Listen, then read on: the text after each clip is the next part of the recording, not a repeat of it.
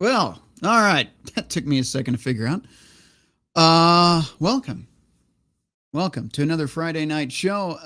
We're going to be talking about some more serious stuff tonight. Actually, if you watched last week's episode, we touched on it, and then I almost forgot about it. And then I was like, oh, yeah. So we're going to talk about social degradation. More specifically, how the West is kind of falling apart. And a lot of that is due to the destruction. Could it be intentional? Yeah. Of the nuclear family. So if you are just showing up, I want to thank you for tuning in. Looking over at the different platforms right now. Let me get that pulled up. Looks like we are streaming on Rumble. Okay. Looks like a few of you watching over there. And we are on MGTOW.tv as well as YouTube. So we're all good to go. Thank you again for tuning in. Much appreciated. But yeah, this is going to be a little bit more serious of an episode. So hopefully you guys are ready for it. We should have a late comer. He might be a little bit late showing up, but we have a couple panel members, so we'll get them in. We're going to start off with Crusader Nate tonight. How's it going, sir? Oh, you know me, just living the dream. Yeah. I'm starting to feel your dream feeling more and more every day. I'm telling you, and seeing it from everybody around me too. It's like everybody's living your dream now. It's pretty awesome. So, yeah, it's contagious, man. I'm telling you. Once you understand it, and once you look at it from that perspective, you're much happier. So, it is what it is. And you know what? Tonight, let's be serious, but not too serious. We still got to have some fun. Yeah. We got to be lighthearted about it. Yeah. Well, I mean, we got Tommy here, so, as long as Ron Jeremy's still backstage, we can't be too serious. Right. We can take it serious at our level of serious. That's right. Let's see. I am going to look at the chat tonight just to make sure I'm not missing anything. By the way, I want to jump back on here. To those of you that have been supporting the to those of you that have been supporting the channel, it's much appreciated. Without you, we couldn't do this. So thank you all that do. I know we've got some big major supporters, some big backers. Broken Pine has supported us. Soldier Girl has supported us. We had a couple last week that I don't remember if I read or not. So I want to make sure I get those out of the way as well before we get everybody else in. Let's see. For some reason, I have to reload. There we go. Okay, so we have Sean St. George, we have Soldier Girl, and we have Polska Bob, who have donated recently. We also have Broken Pine and a few others. If I missed you, it was because it was in YouTube chats. I think I read all your chats on YouTube, though. We are doing super chats only. We can do that on Rumble, MGTOW, or YouTube, or you could just do the old-fashioned way. Head over to redpillrhino.com. And, of course, if you want to support the channel and keep the lights on, keep us running, it's just redpillrhino.com, and the Cash App and PayPal links are right there for you, as well as in the description to this show. So thank you guys that do support. It means a lot because, like I said, without you guys, we couldn't be here. So definitely means a lot, guys. Thank you. All right, let's get MGTOW Mando in tonight. I know he wants to talk about some of this stuff tonight, and hopefully he won't get too spun up. Let's see what he has to say tonight. How are you doing, Mando? Oh, much like Crusader, living the dream, and definitely can attest to dreams or nightmares as well. Oh, yeah. Oh, yeah. More and more every week. Getting contagious. Yeah. All right. Who else do we have back here? Oh, yeah. I forgot. We do have Ron Jeremy. I might as well just get him on the show. Speaking of nightmares. You guys and your Ron Jeremy shit. I have never started a porno. I have never harassed a woman like he used to, or was claimed that he did. Oh, that poor bastard. Well, at least he got Alzheimer's before they could run him through the ringer. That's true. Yeah. All right. How are you doing this evening, sir? Not too bad. I got to work tomorrow, so I won't be on too late with y'all, but I can hang out for a bit. Right on. You can take a nap with us. Well, we won't be on too late it. with us either. Last week was a long show. We'll try to keep it shorter for you guys tonight. Last night kind of ran long too. I'm forgetting what happens anymore. I think it was there last night. You were part of it. I was there for some other interesting stuff from Billy's show too, but I'm not going to get into that. What stays in the after, or it happens in the after party, stays in the after party. It's terrible, terrible. Well, all right. Unless we're talking about Jimmy. Anyway, moving right along. Walt Disney already. Yeah, well, he already did a show, so he might be tapped out. So, all right, let's get Billy Von Baum in the house. How are you doing, sir? I am good. How are you? My levels coming through okay? Your levels are coming through fine, and I'm also doing well, maybe less well before the show's over, but we'll see. Well, why? I'm being serious, Billy, tonight. Mm-hmm. It's all good.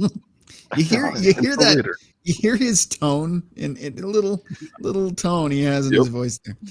Anyway, we'll see what kind of bullshit happens later. No bullshit. It's all good. Yeah. Perfectly normal. Everything's fine. Oh boy. All right. Why do I get the mental image of the meme with the dog in the burning house? I can see that. All right. Speaking of the meme with the dog in the burning house. Yeah.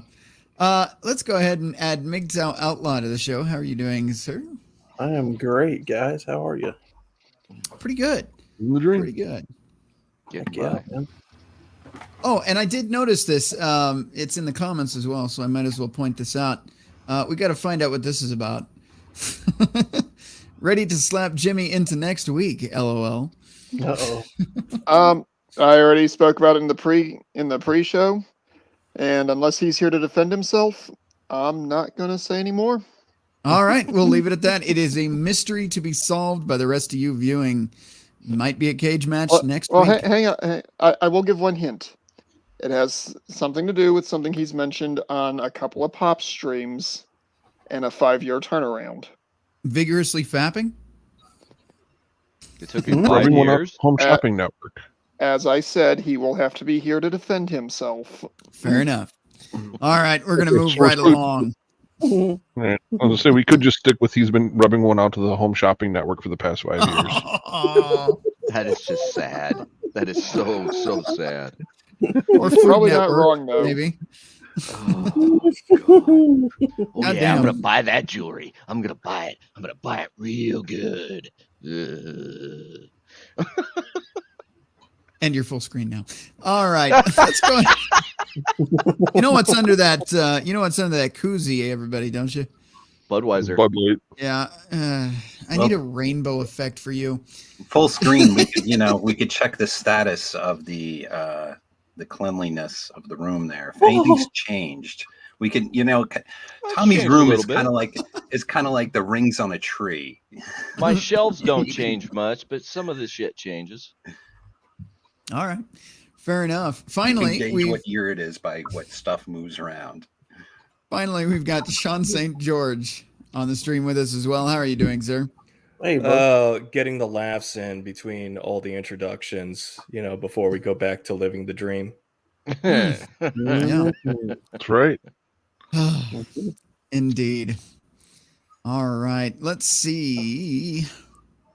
Might as well get into this first article. It's irritating. Okay. I was hoping that we'd have Jack Lear tonight because he is a younger gentleman on the show, and his perspective on things might be informative, to say the least. So we'll see. He said he might be 15 minutes late, so I might see him pop in here shortly. But let's see. Either way, it's going to be a good show. But I did want to see his opinion just because he's, he was born pretty much 2 days ago, so he has to deal with all the Gen Z women. 2.5. Yeah, 2.5. All right. Okay. I don't even know what to say. I'm just going to share screen. This is garbage. Absolute garbage. Come on. There we go. Okay. Enhance. Okay, so our first article comes from metro.co.uk, and from what you can see on the screen here, you're probably already pissed off if you're anything like me, because it's a bunch of bullshit. But this is what's being normalized everywhere. This obviously is in the UK. Excuse me, this fucking mirrored camera now. It's just, what do you do? I don't even know what to say about this. Humans aren't made for monogamy. Swinging has made our marriage better. Okay. X for doubt. Uh-huh. And then apparently this is an advertisement for where you can do that over in the corner here, Enhance. It seems like this might be the app they're using for their little failed marriage. Question. I don't know the technical things. Can you scroll up a little bit? I want to see the author of this article. There's the picture. Rachel Moss. Why does she sound familiar? She's a feminist that the Brits like to use for a lot of their articles. Here you go. Here's her little. I assume these are her articles here then? Why does she look like she's dead? She looks like that one was a juror on the grand jury that was so pumped to indict Trump in Georgia. With a beak like that, she looks more like Big Bird. All right. On that note, let's get back to the article. At least she's not French. By the way, since we're zooming on everything, I'm going to show you guys up close and personal what the 1,000-yard cock stare looks like. That's God damn it. That is it. That right there is the 1,000-yard stare of. Well, she's not only had 500 miles of Mr. Right, she's up to 1,000. Mm-hmm. Oh yeah. Bare minimum. Gage and Olivia. Next year she'll reach what's his face from Kiss's level. Oh boy, good times. Gene Simmons. All right, Gene Simmons levels. Yeah, let's get into this. Gage Masterson, 32, and his wife of 11 years, Olivia, 31, want you to try swinging. So you at home, you ought to try swinging, I guess. The happily married couple are adamant that humans aren't meant to be monogamous. Say their relationship has improved since they started sleeping with other people. Gage and Olivia from Lincoln entered the swinging lifestyle when she told her husband she was bi-curious. Okay, about 5 years ago. And they've been together 11 years, so about half of their relationship has been her whoring around. That's awesome. Since then, the couple have enjoyed regularly enjoy sleeping with other people. That's how she wrote it. I didn't say that. They did. Together and separately. And the relationship has been on the up ever since. I just don't think humans are meant for monogamy, said Gage. Meeting someone, getting married, and only sleeping with that person for the rest of your life just doesn't seem like it could work. Okay, here's my solution. Okay, I've got one for you. If you're interested in living this kind of lifestyle, there's a word for it. The word is single. You can be single and you can sleep with whoever you want as long as you want. I'm not saying that you're going to have a great outcome and it's not going to suck your soul out over a period of time, but you could do it. Lord knows some of these panel members, as well as myself, may have engaged in some soul-sucking behavior over the years. But the thing is it's not worth it. It really isn't. Actually, what is it? They can't call them Legion of Men anymore, is it? It was Legion of Men now. It was Tribe of Men before. Bo from that show, he mentions, like he's a good example. He used to be able to screw around with any woman he wanted, but it drained him. It tore him down and ripped him apart. Right? It's the same thing. I would agree with that. It seems like all in the beginning, but again, I quote Ian Malcolm, Jeff Goldblum from Jurassic Park. It's all at first, but later there's running and screaming. That's exactly how it goes, man. Like it seems like a good time at first, but later it's just like, why am I doing this? So, but if you want to live this lifestyle, don't get married. Shocking. Like who knew you could have options outside of marriage?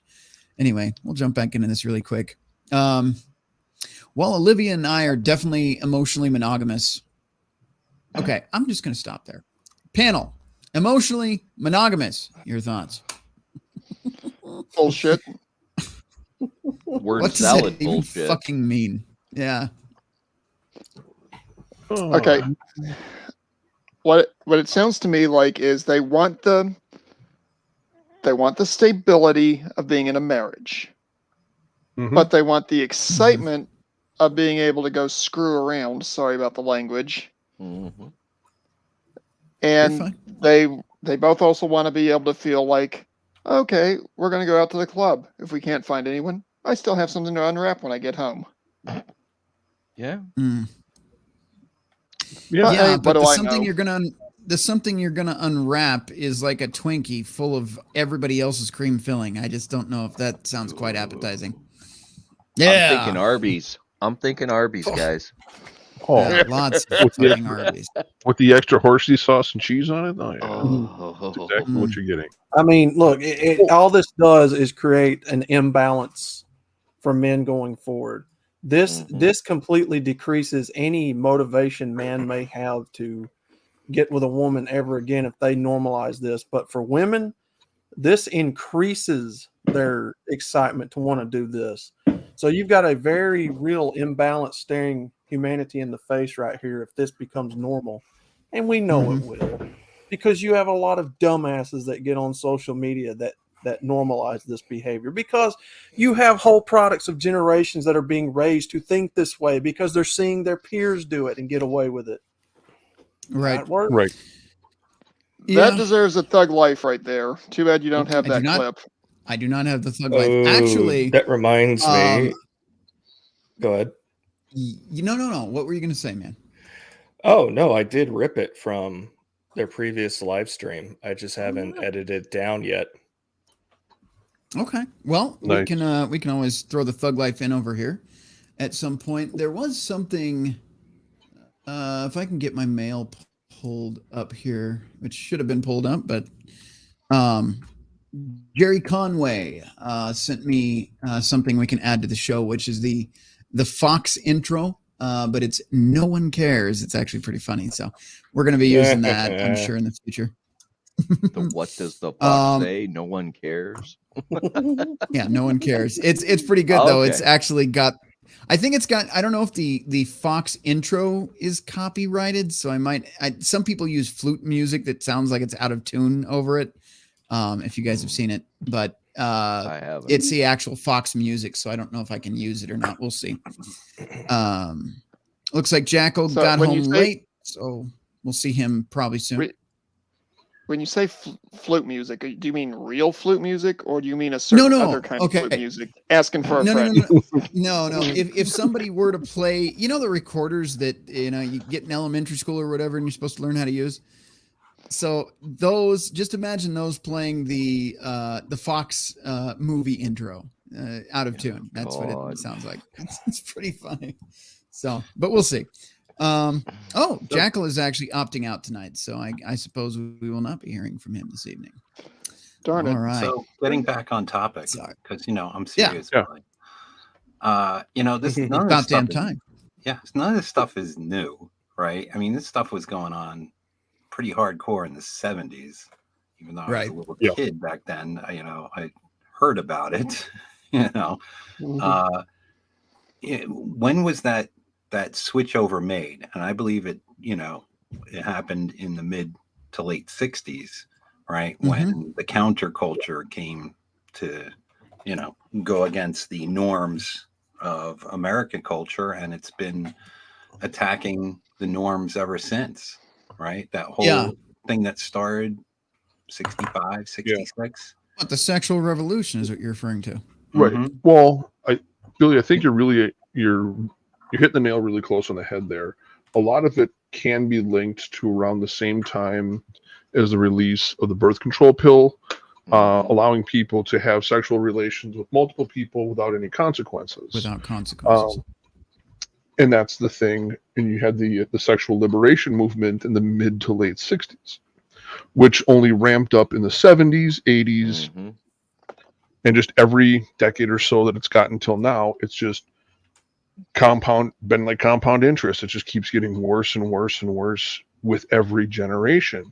It's the removal of the accountability and responsibility due to having that hormonal birth control, eliminating that responsibility from couples to actually be held accountable for what they're doing.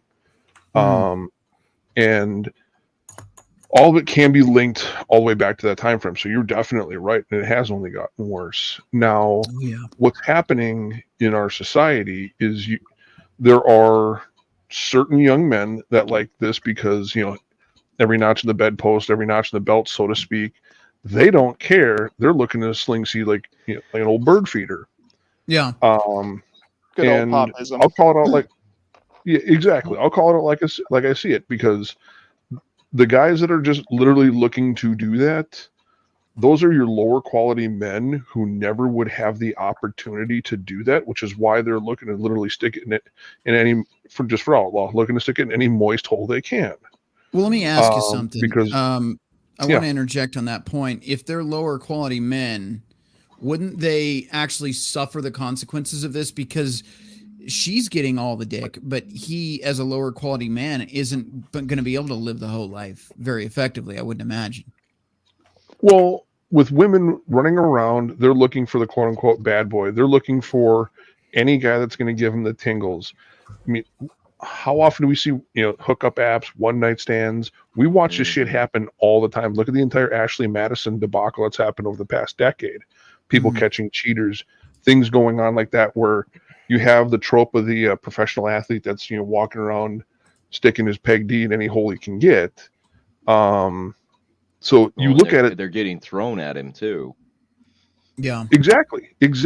Just why? Because he has some level of superficial status in society.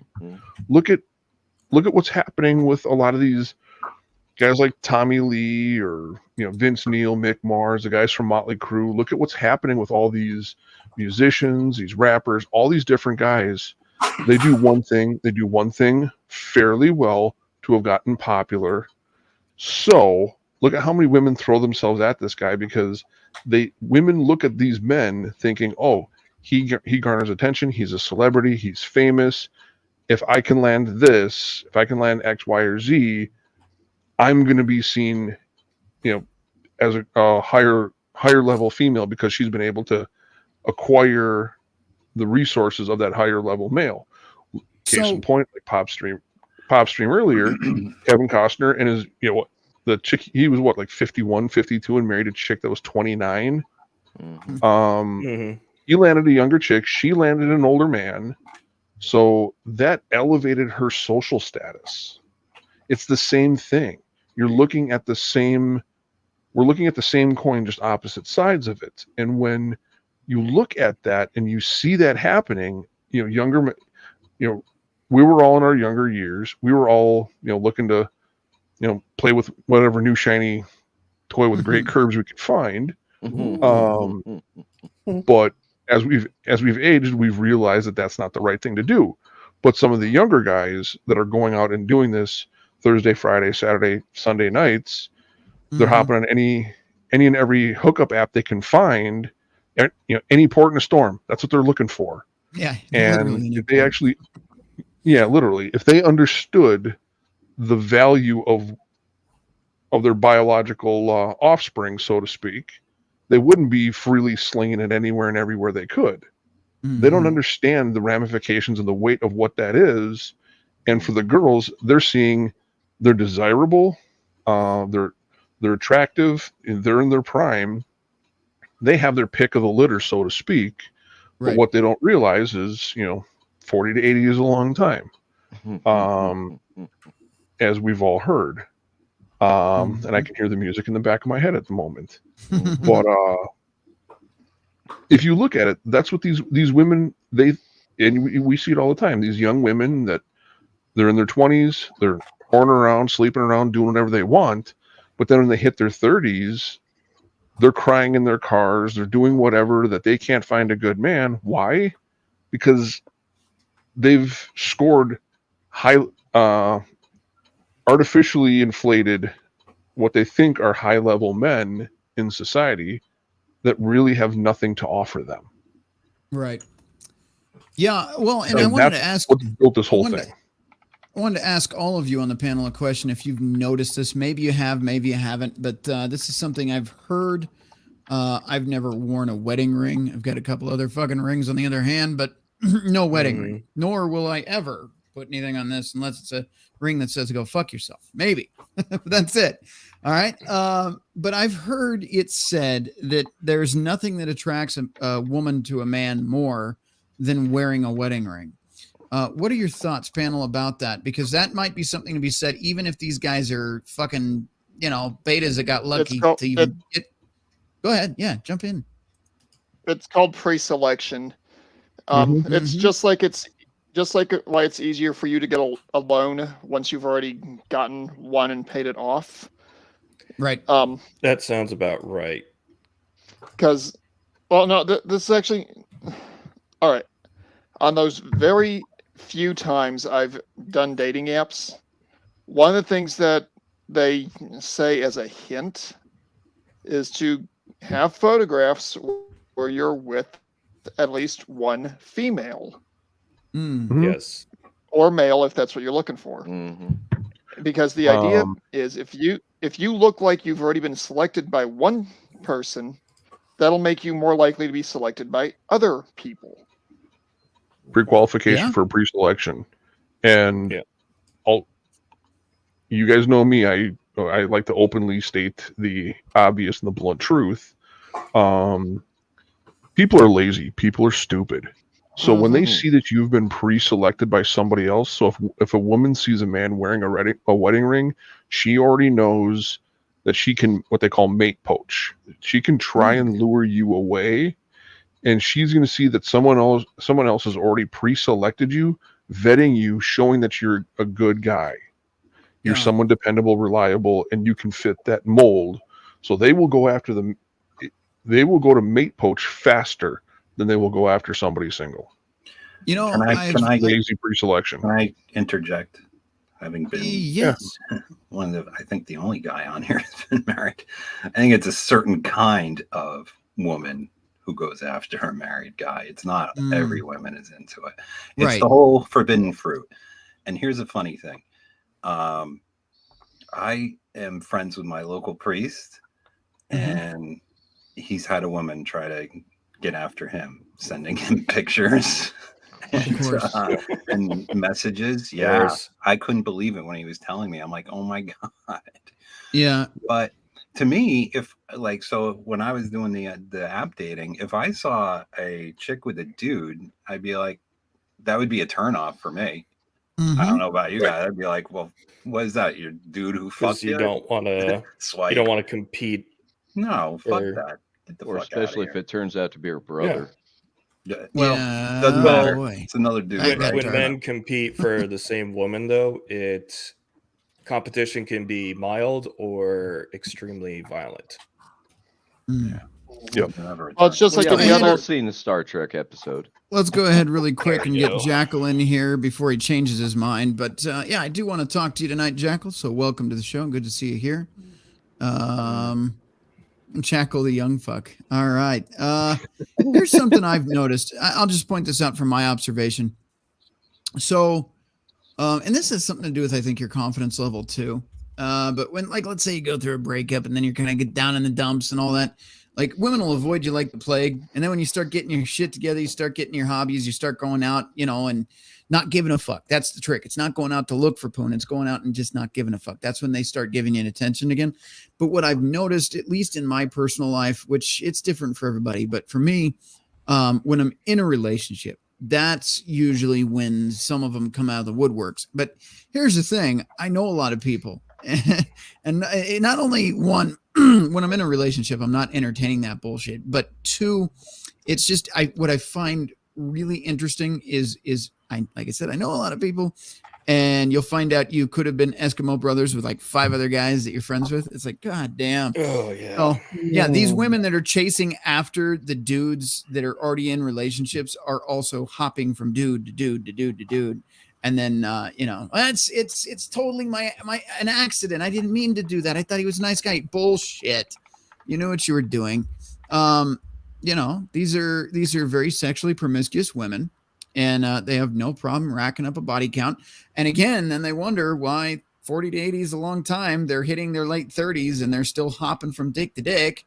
And your friends are messaging me. So what do you know about this girl? I'm like,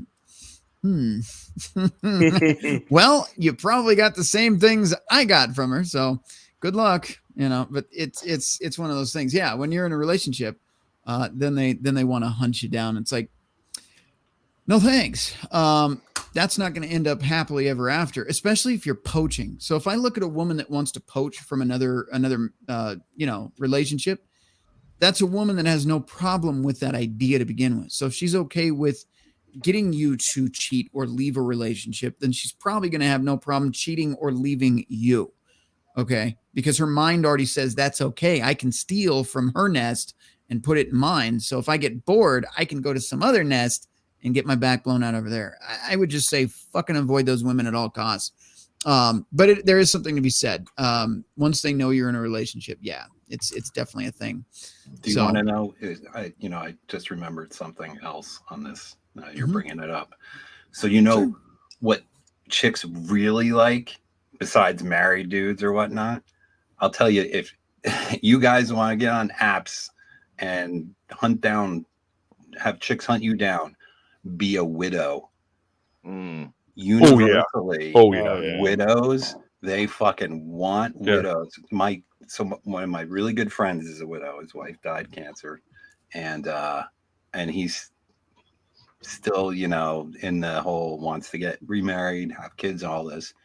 And the fucking women throw themselves at him because he's already been proven can commit, right? The wife's gone, so they don't have to worry about her like coming back around. Let me tell you, like all the scammers, all the scammers are supposedly, quote unquote widows, because it's. You mean widowers? Widowers, sorry. Widowers, yes. Same thing. I got you. Well, a lot of that narrows down, if you look at it, what women have, whether they want to admit it or not, and I know it's not socially acceptable to admit, but biologically, women have a nurturing primal instinct and impulse.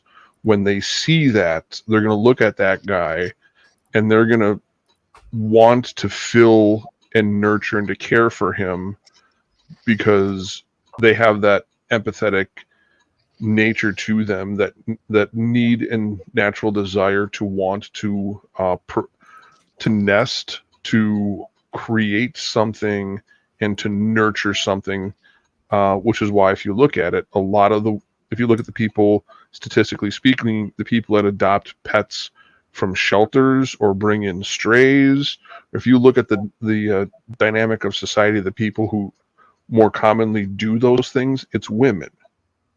Nobody wants to openly admit it. It's because that biologically they're pre-wired to look to nurture something. That's why you notice with a lot of women, they have the impulse to clean and put things away and fluff things within the home, pillows, change things within the nest. That is a nesting habit biologically. They're pre-wired to do things along those lines, generally speaking. Just like when guys are born and we fall out of the meat sack and we bounce off the ground, we're hardwired from the beginning to test our limits, to provide, to protect. And that's why men are quote unquote more violent than women, because we're built for that and we're genetically predisposed to those proclivities in society. Right. It's the same thing. It's the same coin, just opposite sides. So, would you say that it's fair to say that most guys are basically programmed to fix things, and most women are programmed to make sure those things don't get broken again? Yes, generally speaking, yes, I would say that's right. All right, sorry about that. Yeah, if you look at, I'm just trying to fix this. Hang on. But if you look at it, when men are going to look to fix, to pseudo protect, so to speak, they're going to look to solve a problem so there isn't a problem where they rest, where they sleep, so there aren't any complications or problems in their nest, their cave, their home. Men will look to solve things. Women will, generally speaking again, look to create a nurturing, healing, calming nest, biologically speaking. A place where a guy can come to, but she will basically care for it and he will help to build that nest in as a safe way. You can find it in many other mammals.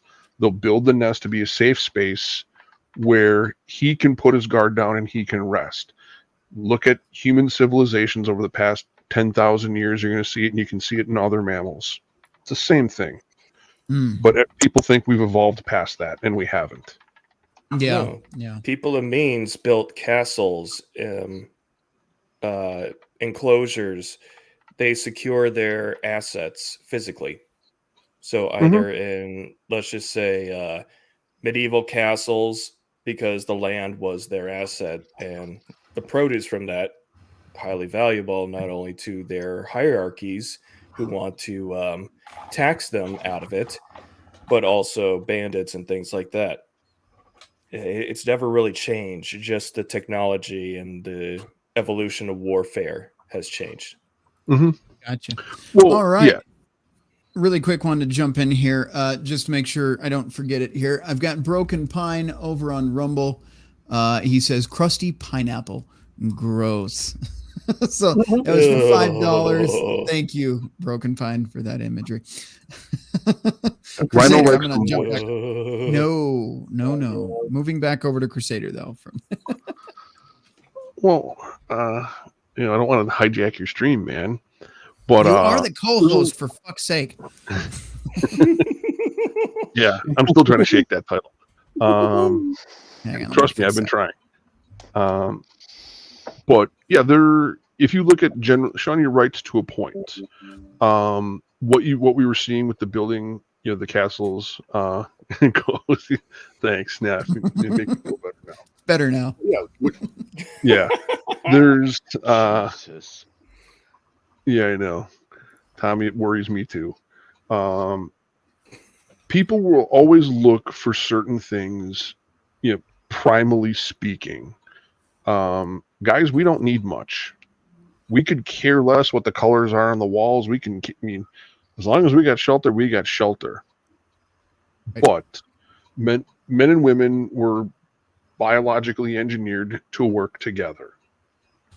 Now, when you have manipulation of those primal instincts and urges, like we've had over the past, 50, 60 years or so, when you have people putting a commodification on those primal instincts and urges, that's when you're going to start to see deviations off of those lines, and that's when you're going to start to see the ugly heads of those urges that have been commodified for profit for different organizations and different groups. And that has led us to where we are today, which is why we see these swinging cultures, the polyamorous cultures, and that's why we see all this stuff being shoved in our faces, because it leads to people spending more money. Yeah. There was something I glanced at over here. Just a question for you guys. Why do a lot of women's places look like a pigsty, or have I met the wrong ones over the years? Now, I'll tell you, that's not just you, but guys, what are your thoughts on that? Well, I thought my response was perfect. They're lazy pigs, and they'll do nothing unless they have outside influence. All right, there you go. That's someone. Go ahead. Here's an alternative thing. They might be seeing their living area as just a hidey hole. Yeah, a hoarder's hidey hole. Outlaw, what were you going to say there? That is typically the sign of a female that was not raised with any kind of disciplinary structure in her life. Someone who's always been waited on hand and foot. Someone else who's always picked up the responsibility or the accountability if she ever got in trouble. Somebody else would bail her out usually, and it reflects in her lifestyle. Typically they do that because there's no order or structure in their life per se. That's just my opinion, right? That sounds right, though. It speaks for You're not too far off. So would you say that ladies who fall into that kind of category would be entitled quantahas? Probably the majority. From my limited experience. Yeah. All right, let's go ahead and jump back into this article. Jackal's also got something for us as soon as he's ready. I haven't heard much from him, but when he's ready, he's got something on his screen that we're going to go through as well. So once I hear him, okay, well, there he is. Okay, so let's go ahead and full screen him since we got it up. All right, Jackal, walk us through this. And if you guys can't see it, can you maybe zoom in a little bit so we can actually see that a little bit better? Let's see. Guys at home, if you can read that, let me know. Just put a 1 in the chat. If you can't read it, put a, I don't know, a There 2. you go. So there you go. It looks good. But just let me know in the chat. 1 if you can read it, 2 if you can't. All right, Jackal, go ahead and go through this with us. Okay, so I looked for a correlating statistic here. So the first thing I looked up was the timeline of making contraception universal in the United States. So all these other countries and going further back here all the way up to Greece, that isn't as relevant. What I want to point out is the mentioning of this individual here. And yeah, we're familiar with her. Yes, and this magic pill. Okay, there it is. Okay, so for those that can't read that, can you read that for us? Okay, so Margaret Sanger, now a nurse on New York's Lower East Side, dreams about finding a quote-unquote magic pill as easy to take as an aspirin that could be used for contraceptive purposes. So already thinking of the morning after pill, something like that, or in its early iterations. So just a simple pop a pill, baby gone. That was quoted in 1912, correct? Yes, 1912, according to the American Experience from PBS. Some people listen to these shows rather than watch them, so I want to make sure we have all that for them in case they can't see us at the moment. Yeah, so 1912, she was already talking about contraception, so there you go. Okay, and then March of 1914, she starts a radical journal called The Woman Rebel. Okay, again, Margaret Sanger instructs women on times when it would be wise for women to avoid pregnancy, such as in the case of illness or poverty. So she's already giving instructions to women on strategic times to lock the pussy up and not let the husband touch it. Okay.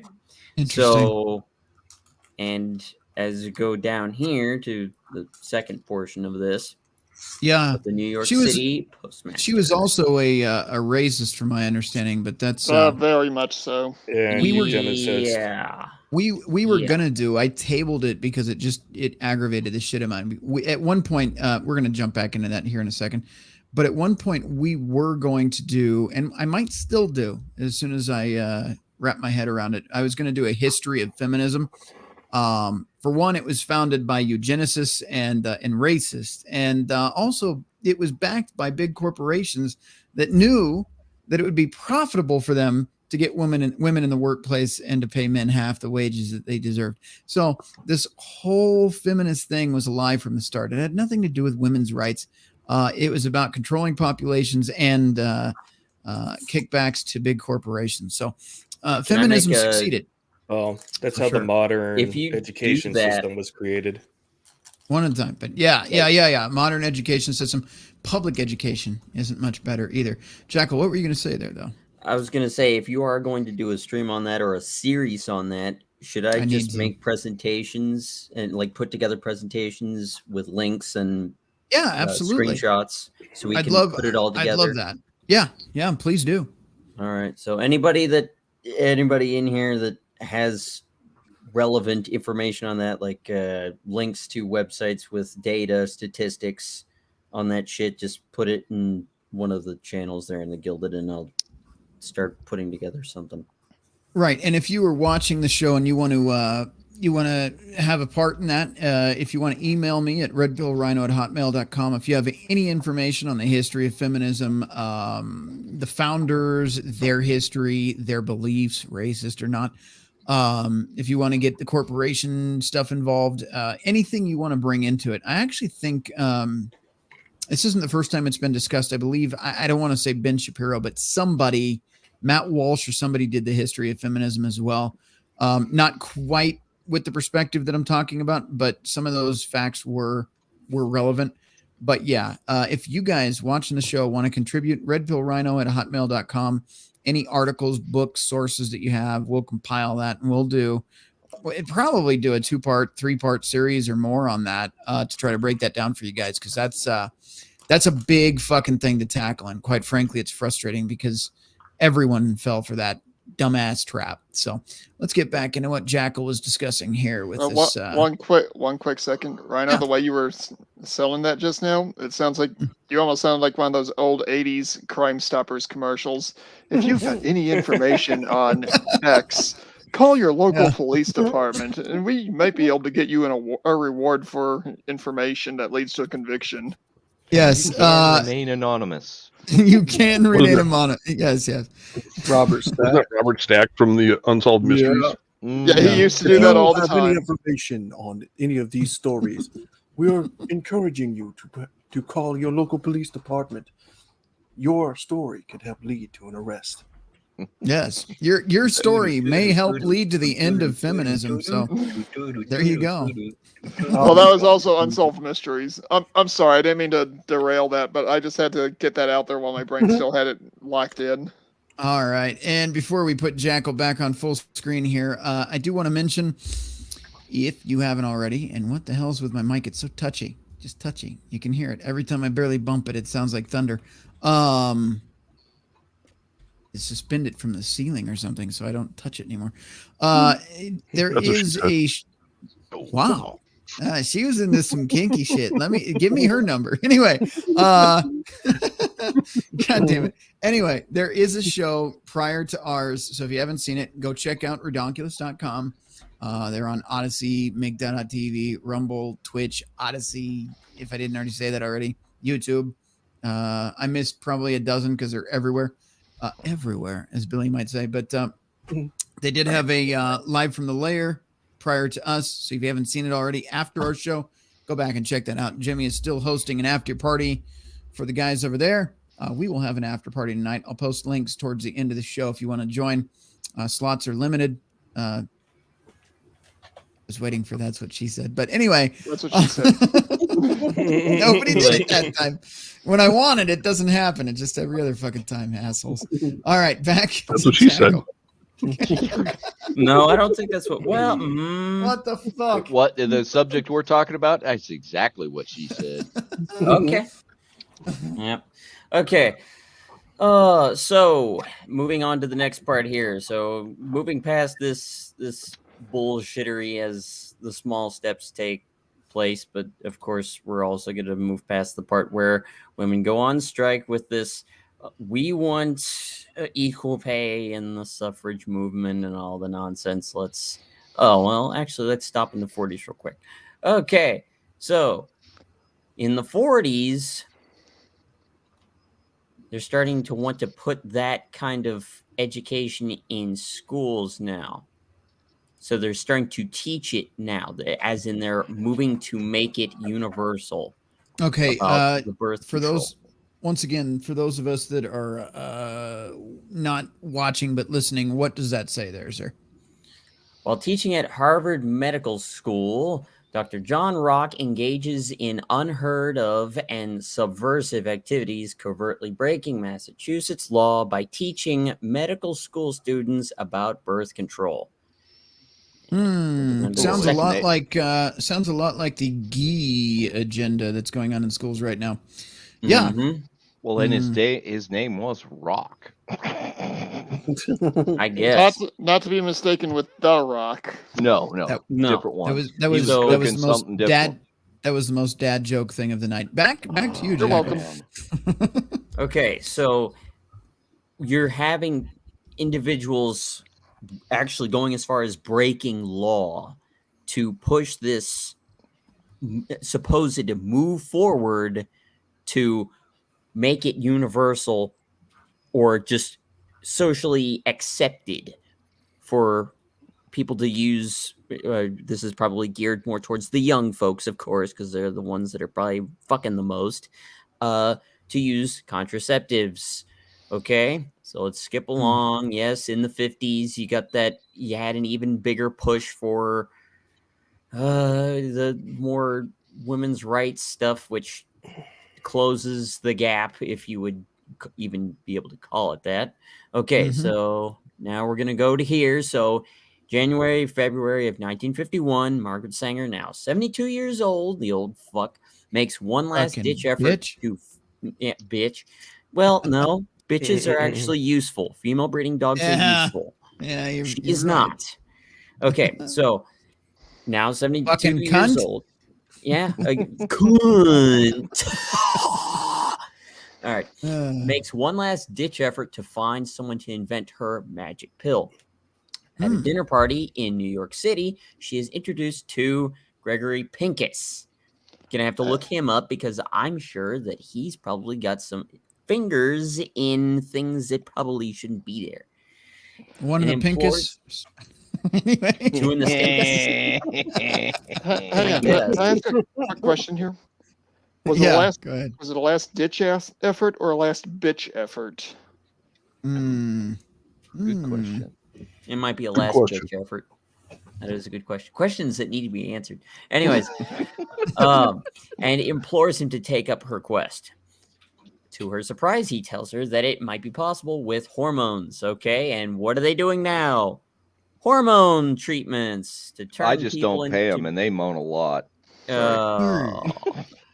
Hormones. But, or should I say, but that he will need significant funding to proceed. So at this point, this is when you should want to do a little bit of research to see if any what you would call fundraisers, in quotes, or secret donations from big money possessors, possibly banks, question mark, that government grants. You want to look into that, see if you can find any I don't know what you would call it, Pop would know, but basically a particular organization or movement that can receive grants, donations, not just an individual, because then that would almost be like giving somebody a loan. But 501c3 or 501c4. Yeah. Yes, something that can charitable organization. Yeah, and an organization that can receive donations and it's non-taxable. So look for something like that because you're probably going to find some rather shady deals going on there. All right. Okay. So moving along to the timeline that I really want to focus on, look into the 70s. Okay, so here we are, 1970. So Catholic Americans make their own decisions about birth control in spite of church doctrine. 2/3 of all Catholic women are using contraceptives. Wow, the church hoes come out in force. And 20% of them are 28% of them are on the pill. Okay. So, and well, isn't that a funny name there? Gaylord Nelson, U.S. Senator, convenes Gaylord Nelson on the safety of the pill, and radical feminists, you may as well reterm that as feminazis, disrupt the male-dominated hearings and demand women taking the pill be informed of all potential dangers and side effects. Okay. Moving to the 70s, in the wake of the pill hearings, sales dropped by 20%, but the oral contraceptive remains America's birth control method of choice. Scientists determined that smoking is a major factor contributing to blood clotting in pill users. But the lower doses of pill not only greatly reduce the risk of clots, but also reduce other side effects, yada, yada, yada. So you're seeing it in the 70s that now women are wanting to get more involved in the Senate hearings, the more legal movement of using contraceptives and making it, again, more accepted. Hey, man, if you can you live the whole life, you're going to get in the government just to figure it out. Yeah, I get Well, of course, but this is just half of it. So early 1980s, the FDA reports that 10.7 million American women are on the pill. All right, so keep that in mind. Early 1980s. Okay, what was the population in 1980? Can somebody else pull that up? Because I don't feel like opening another tab. Yeah, I'll I'd go love look to know for the it. answer to that. If we Yeah. get to it in a couple minutes, that's fine. But if 10.7 million American women are on birth control, we would take the population in 1980 and divide it roughly by 2 to get the answer to how many women were living in this country at that time, and then figure out how big of a number that is. But I have a feeling it's a pretty big number. Yep. We had 226.5 million people in the U.S. in 1980. 226 million. All right, let me actually bust out the calculator here. So that's about what, close to 2% ish? Yeah, 2% in 1980. Early 1980s. That's all that says. 113.25%, or 113.25 million people. Okay, And so I've got one person saying about 9% would have been on birth control. I don't know if that's accurate, but okay, I'm going to say that's probably close. So that's just part of my point here. So by roughly. the early 1980s, you already have that many women in the States on the pill. Okay, keep that in mind, 1980s. Now, can you guys see this okay? Do I need to zoom in more? Yep. Go ahead and zoom on the graph for a minute since we're looking at it. Okay, so with that previous timeline in your head, look at this. Look at the divorce rates. Look at when they reached a fever pitch, 1980. Okay. Interesting. So there's your percentage there. Out of 1,000, look at that, 22.6. Why is it so? Okay. So I want to play devil's advocate on my own damn show here. Why would there be a drop in 2019 prior to the coup when we know it explodes? Well, but why is it going down there? That's where you want to see why? You can't have divorces if nobody's without marriages. Getting married. Without marriages. Boom! There it is. Fantastic. There it is again. Thank you. This whole thing. There it is. All right, can you scroll up one more time? I wish I could put these side by side. Scroll up to that first graph. Okay. Okay, so you see that it's a steady decline, and then about 2010 it drops. It drops like crazy. So about maybe 2009. Yeah, let's go back down to the blue graph now. Okay. In 2010, it's pretty much flatlined till 2019. Yep. So you're seeing marriages decline, so obviously there's less divorce. There you go. I mean, that gives you your answer right there. Now, there's lies, damn lies, and statistics, but that graph, assuming that graph isn't trying to pull some strings, you can see right there, if there's less people getting married, obviously the divorce rates are going to be down. So there you are.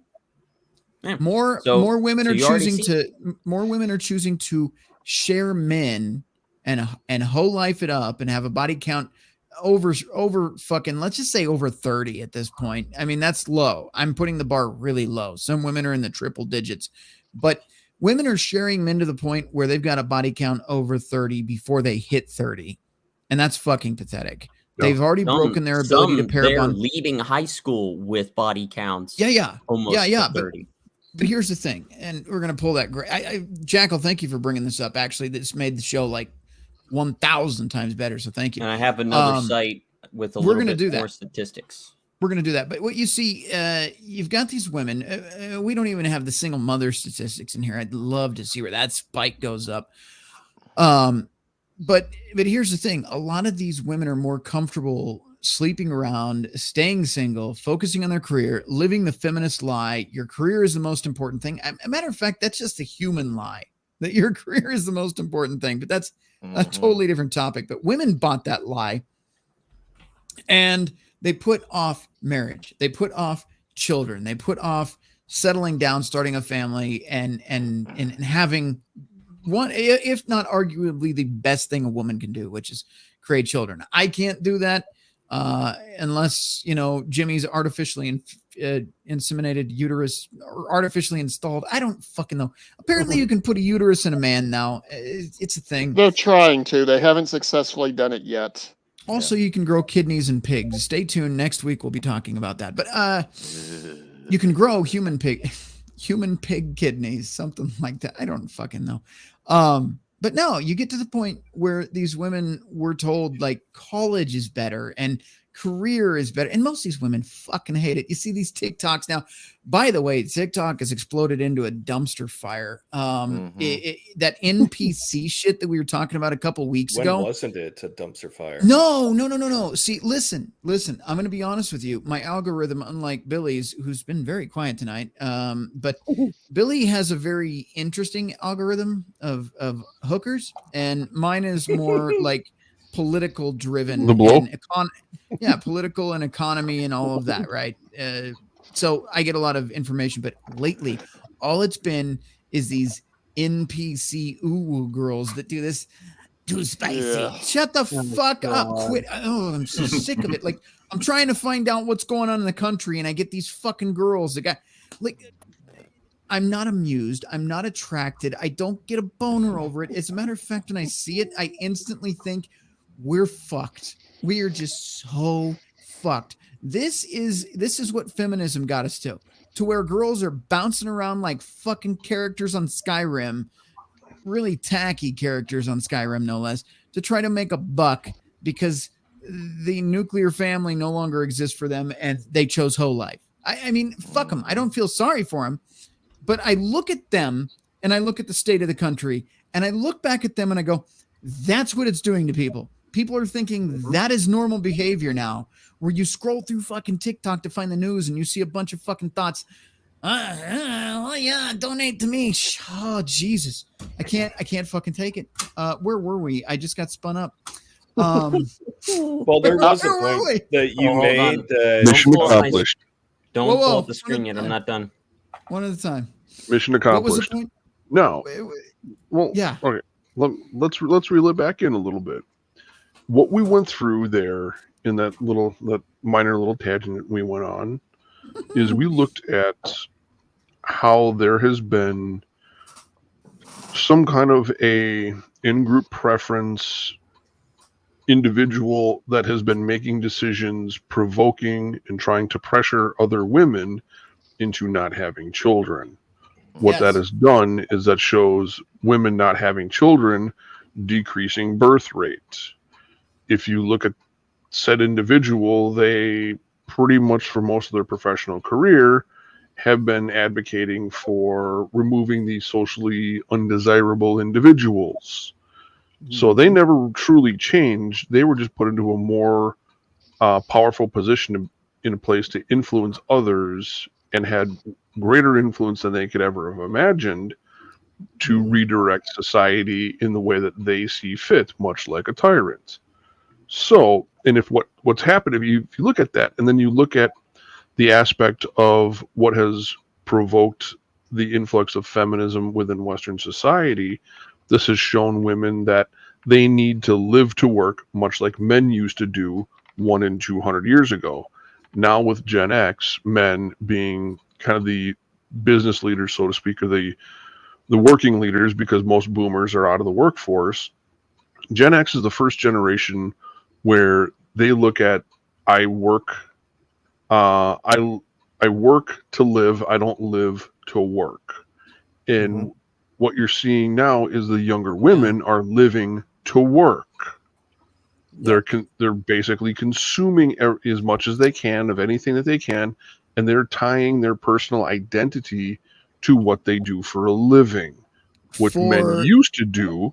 For now, hold on. I'm going to interject for now, because what you'll see is a huge drop off. So you'll see legal assistants, nurses, even CNAs, women professions, secretaries, receptionists. You'll see that number drop. And I don't have the statistics for that in front of me because we're just talking, but it drops as they get in their epiphany phase, 28 to 31. Yes. They suddenly say, fuck the workforce. I want to be a parent. But the problem is a lot of these women still hoed it up until then. So they're still smashing into the wall and are about to hit 40 to 80. I have a similar question that kind of ties in with that. And I would like to know when exactly and what decade can we start kind of pinpointing when women sort of shifted away from the like more nursing jobs, like you just said, CNAs, that sort of thing. and we start seeing the shift of them going towards more of like professional careers outside of that, like business 70s and women. 80s. Yeah, that That's sounds what I about was right. just fixing to say. So, The first- before that, Yeah, it was going to be 50s and 60s. Yeah. Well, I mean, Well, if well, you no. look at the World War II era, a lot of women went into the workforce because they were required. They needed people to help put together the fucking planes. But- and after that, women wanted to retain a little bit of that. So I would say we could push this back as early as the 1940s. And then when men came home, women wanted to retain that freedom, being able to go out in the workforce. Right. Some women. But what I'm saying because is, those I would like to veterans had a see really- kind of on a timeline where the shift sort of happened, where they're like, okay, we're no longer just interested in nursing degrees or anything with self-care, nursing home, Right. that sort of thing. We want to branch out and now start going after the jobs men have, like business or CEOs and stuff like you're seeing now. I would sort of like to see where that started kind of happening, like pinpoint. That has always happened to a certain extent. Yeah. There's always been this theory of the glass ceiling. I mean, you can look back at pre-Soviet Russia. I want to say it was Catherine the Great. She was seen as one of the earliest European rulers who was not a man to have gotten into a high position of authority. And I'm probably saying that badly. Yeah. But for as long as men have been in positions of authority, there have been women who have wanted to, or who have said, you know what, I can do it just as good as you can. Let me have a shot. I'm reasonably sure you could go back to ancient Greece, Samaria, and Egypt and find evidence of exactly what I'm talking about.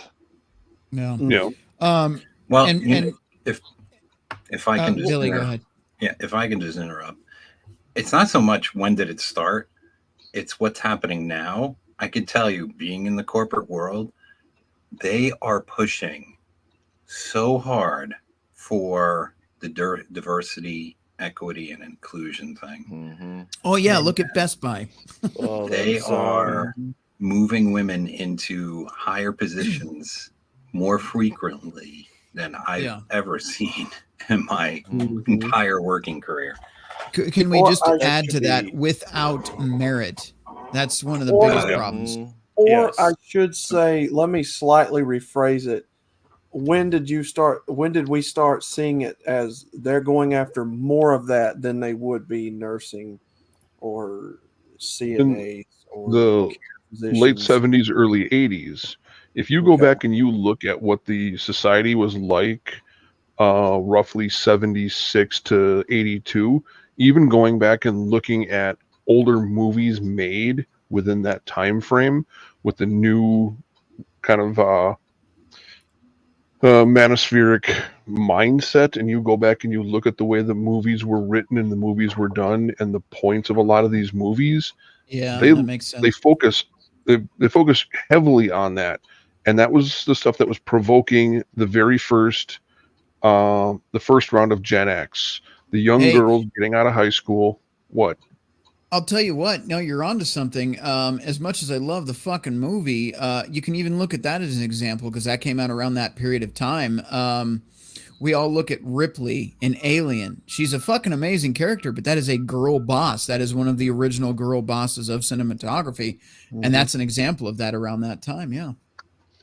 Exactly. Now, if you look at how society has shifted, this is basically something that's been morphing and changing since then. It's been something in society. It's been provoking and pushing and incentivizing women to go towards the corporate positions, have less kids, take the birth control. Women are pretty much the same as men. They get the tingles, they get the urges, they go out and do things. But if they're pregnant, they can't work. They need maternity leave. So they need to pop a pill and, monitor and maintain cycles. So doing that, they can be productive at work as well.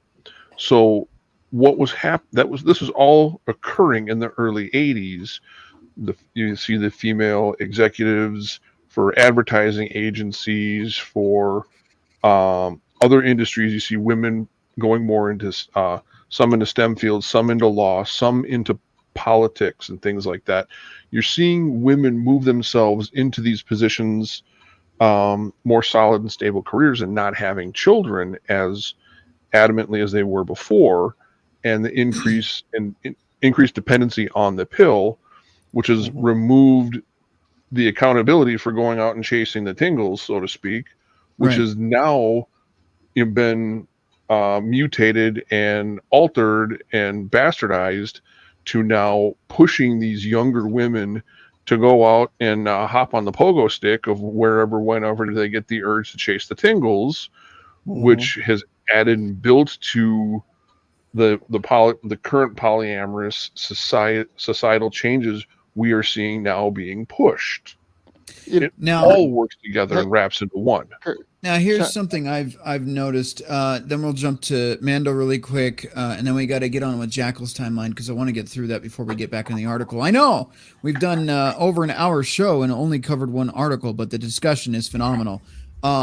Here's something I've noticed with women in general. It's almost as if children has been demonized in their minds. And again, this is intentional. If you can keep women in the workforce and you can keep two families paying taxes, plus keep the babysitters paying tax. I mean, the whole thing's fucking rigged. If you want to be honest, the whole fucking thing is rigged. But women almost these days look at children, not all. I've seen some women that still love family and marriage and all that and having kids, 6 or 7 of them if they can. But a lot of fucking women, and even then, how do you afford them now, for fuck's sake? And that's another part of the trap. They've made it so you can't afford kids, but that's a whole different topic we can get into next week, because that anytime in the future, that really pisses me off. This whole destruction of the middle class is part of the plan to destroy the nuclear family too. But besides that, we go further back. It's 70s, 80s. It was cool to be the girl boss. It was cool. You see it especially now, especially in the woke programming and the bullshit. The chick that plays Wednesday Addams actually pointed out that a lot of the characters they're propping up, female bosses, are two-dimensional and boring. She actually told the creators of the show, the Wednesday show on Netflix, that I'm not doing this. This isn't my character. It doesn't benefit my character. And she said she was going to be behaving different, which was phenomenal. Because she brought dimension to her character. She was the Wednesday that everybody wanted.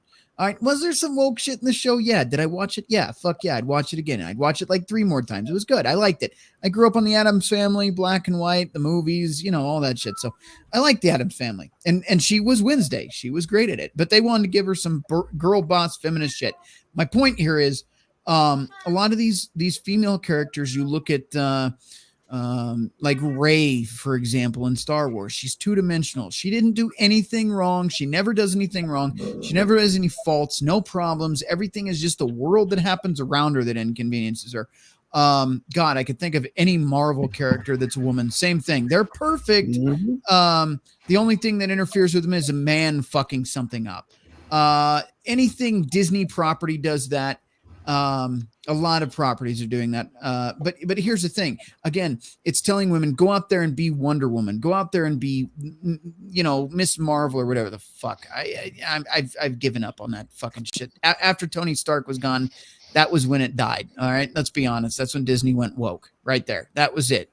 Not because he died. That's just the point where I put it. But all these movies are telling young girls to be two-dimensional. And what I mean by that is it's not your fault. First off, you should be in the workforce. You should be a strong, independent career woman, doesn't need no man, and kids are evil. You don't need those. Those are a distraction from your life and your purpose, which is to slave away until you die at a job you hate. That's what you need to do.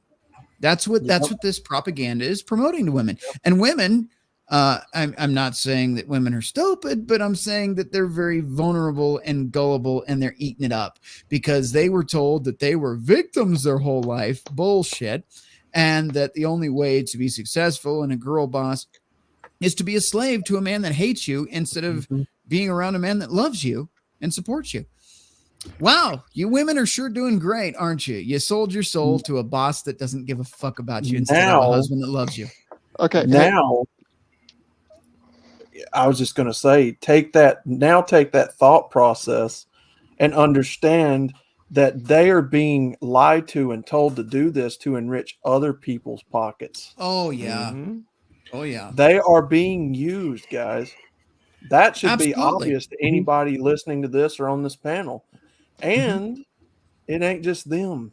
You got your BLMs, the racist idiots out here helping do the same thing. Mm-hmm. You got your LGBTs doing the same thing. They're all being used to what was I going to say? Achieve certain goals for people who don't give a fuck about them. That is And once absolutely they've right. achieved what they're out to achieve with these people's lives, which will be cast aside when they get old and decrepit. And you see how our country treated the old folks when the first coup came around. Remember that? Oh, Mm-hmm. or just look how they treat the Well, veterans. Once the usefulness yeah. is over, they're in the streets Yeah. begging for change. So when these people get used up and realize that they've been lied to, the cycle repeats again for the next generation, doesn't it? Mm-hmm. Except with acceptance, because that's what they were exposed to, and not enough people told them this is not the way it's supposed to be. Yep. Absolutely. You know, Okay, And now we've come full circle to where we were an hour ago. well, Go ahead, Mando. I've been trying to point this out for a couple of minutes now. Sorry, sir. Going back to the entertainment for a second, and I was while you guys were talking, there was another one that popped into my head. There's actually three examples of the quote unquote boss babe from the late 80s, early 90s before they went completely insane that were actually somewhat respectable characters, and that I attribute that more to the fact that the writers weren't complete idiots. First of all, Murphy Brown from the old TV series Murphy Brown. If you actually look at that show in the context of when it was written, she was a single woman trying to make it as a journalist in New York City. At some point, got pregnant and decided rather than marry the handyman so the kid would have a father, she was going to continue to do her job as a single mother. Well, I say the series ended 1 year after the kid after she gave birth to the kid, and I think that people just eventually just stopped watching it at that point. Another example from a movie is one that you're probably going to be familiar with, Rhino. April O'Neil from the Teenage Mutant Ninja Turtles. What was April's whole goal during the course of those movies? Even after meeting Casey Jones, she wanted that corner office. Right. Mm-hmm. She didn't give a flying fuck about anything else. She just wanted that corner office. You know, even in the animated series, because the TMNT came out in 1984, and I'm not going to speak to the creators or their mindsets or their political beliefs, but April, I mean, her really biggest goal in life was to move up in the company, and it had nothing to do help the fucking turtles out, but the main mission still was move up in the company. So you're right. And the last one I'm going to point out is one that popped into my head as you guys were talking. Some of you might remember this. Ally McBeal. Oh, there was an God entire, damn it. There was an entire 4-episode story arc where it was literally her trying to fight back against her own biological clock. Jesus Christ, that fucking series was a feminist dumpster fire. Looking back on it now, it was. But if you look back at each of those shows or movies came out within about 15 years of one another, and you could see the devolution of that character archetype over the course of those shows and movies. Yeah. Yep. You're absolutely right. At it. There's a mini doc that I saw that since Hollywood was literally physically built in LA, it has been receiving government interference, or let's just say encouragement, to write stories and films that propose a culture that they idealize. It's not coming out of the studios or out of the writers. It's the writer saying, you have a criteria to write XYZ, fill in for the rest of the alphabet. Oh, yeah. Well, case in point, another movie. After this, I'll shut up, and Billy, you can take over for me. A friend of mine was thumbing through some old movies, and the movie Mannequin from 1987 was just starting with Kim Cattrall in it, and she was the full-on girl boss of what she wanted. We watched like 20 minutes of it. Like, dude, I can't watch this anymore. It's like it's making me nauseous just listening to the script of this.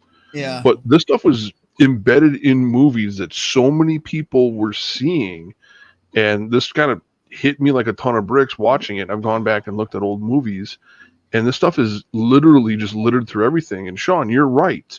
If you look at the foundations of Hollywood, the CIA and a bunch of government agencies have been tapping Hollywood repeatedly for multiple things to run propaganda for as long as Hollywood's been in existence. Billy, and go the ahead. music industry as well. Have either of those groups been using protection? Just asking for a friend. So here's the thing, with the lefties have taken over culture and whatnot, and their thought is, well, everybody deserves a trophy. Just do your best, right? And this is kind of put out through everything in the media and through academia, all that stuff, right?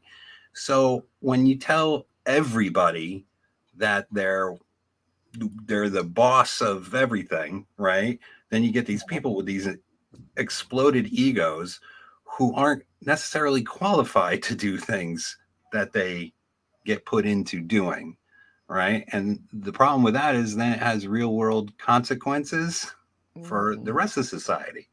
Yep. It's okay to be a cafeteria lady, Yeah, no shit. It's okay to be a secretary. It's okay to be, whatever. You don't have to be. It's okay to push, and be the best at what you choose to do in life.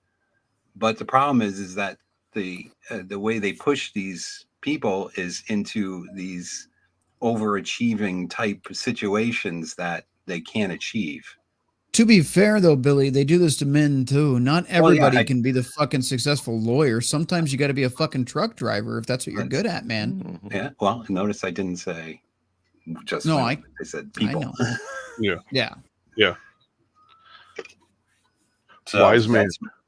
That's my opinion. Wisdom. It's a very valid point. Wisdom. Very valid. Yeah, wisdom from Billy Von Baum, like in many of his other shorts. And again, I'm sure some of you here are familiar with Big Angry Phil. He works in the industry, and he'll tell you right now that these people are nothing more than actors. They're paid actors. The news people, the actors themselves, actresses, they're all reading from a script, folks. It's staged. Yep. Well, what's the line? What's the line from 2012? The governor's an actor. He's just reading a script. If he says not to panic, you need to fucking panic.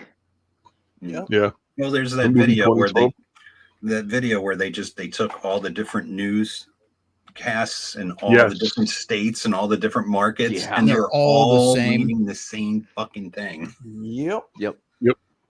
They've done that. They've done that now. They've done that now several times. Just to show you how fucked up your media is. And I don't know who's watching. We might have a lefty watching tonight for whatever reason. It's possible. The anime might have drawn him in. That's done by AI, by the way. Every single thumbnail you've seen since the beginning of this year has been pretty much AI, except for the one Jackal made, which was fantastic. That should be framed on the wall somewhere here. We'll probably make it happen. Maybe in between, like, one of these two things, I'll have that, like, 1 year celebration thing up there with everybody on it.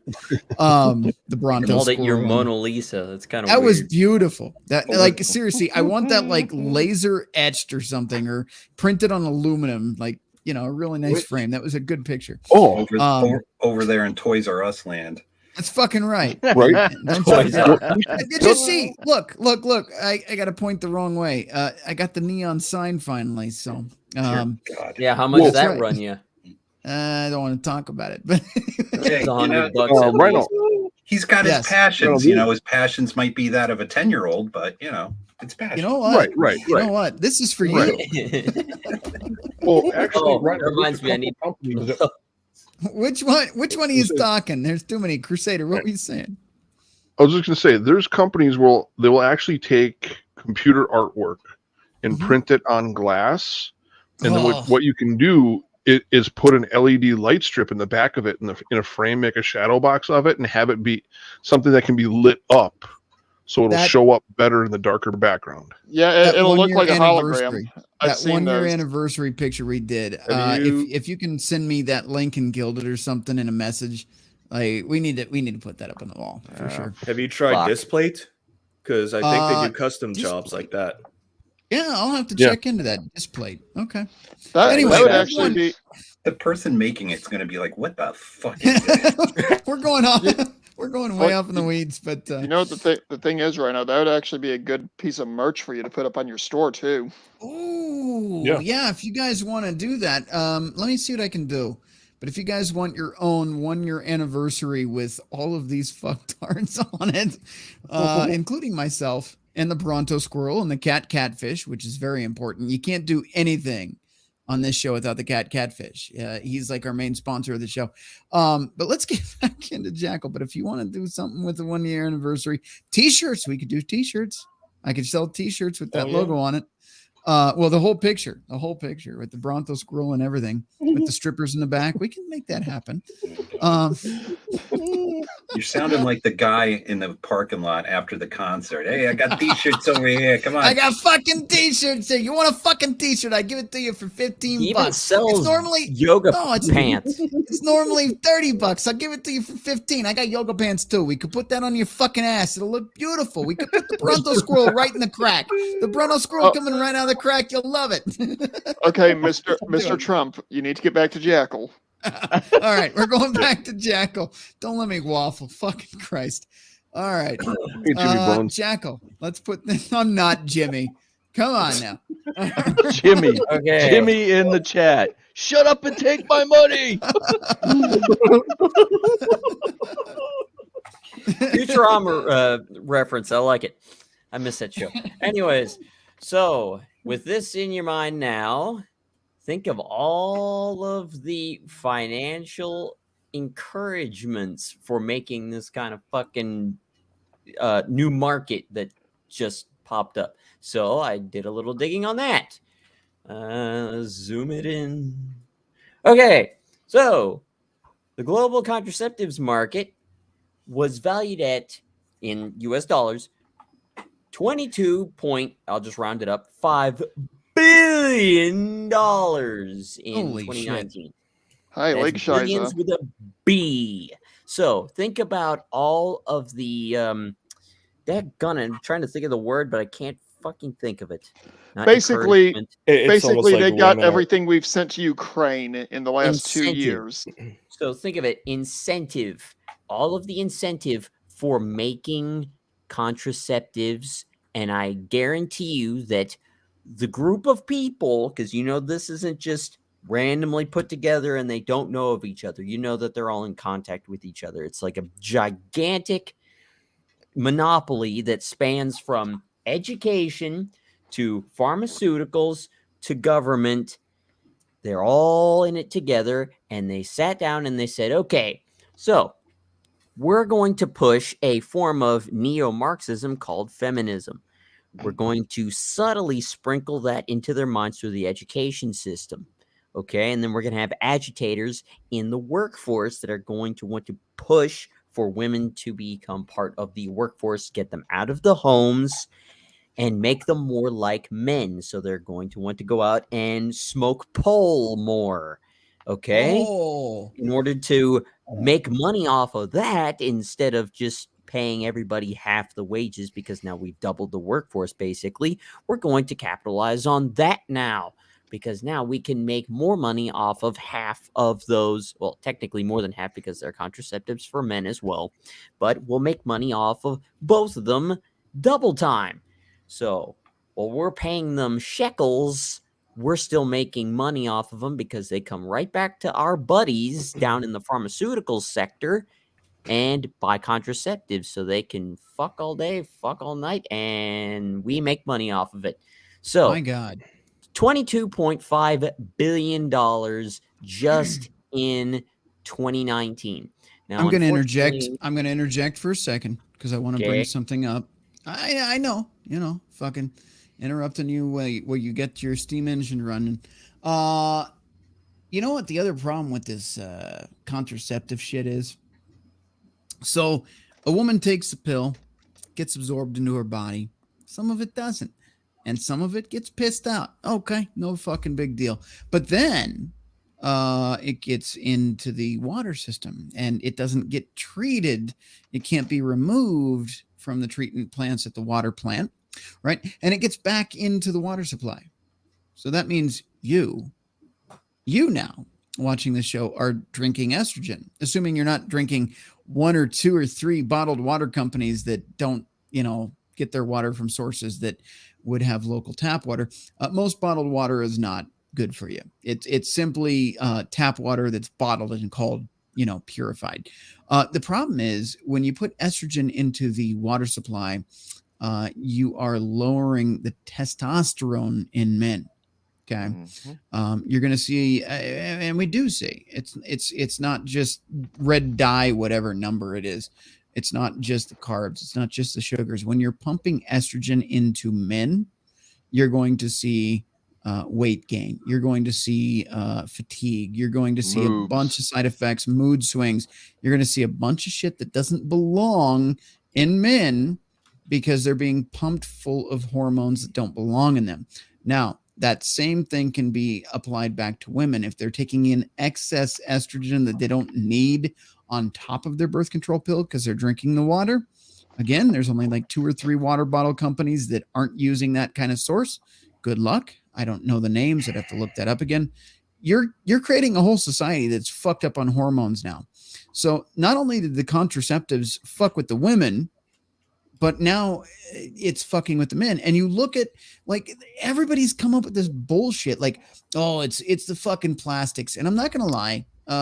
Plastics do release an estrogen as well. So does soy. So you that are soy boys drinking your soy lattes, even soy sauce, guess what? Estrogen. Way more than you need. I suggest cutting all soy products out of your diet. It's not a safer alternative at all. Cut soy.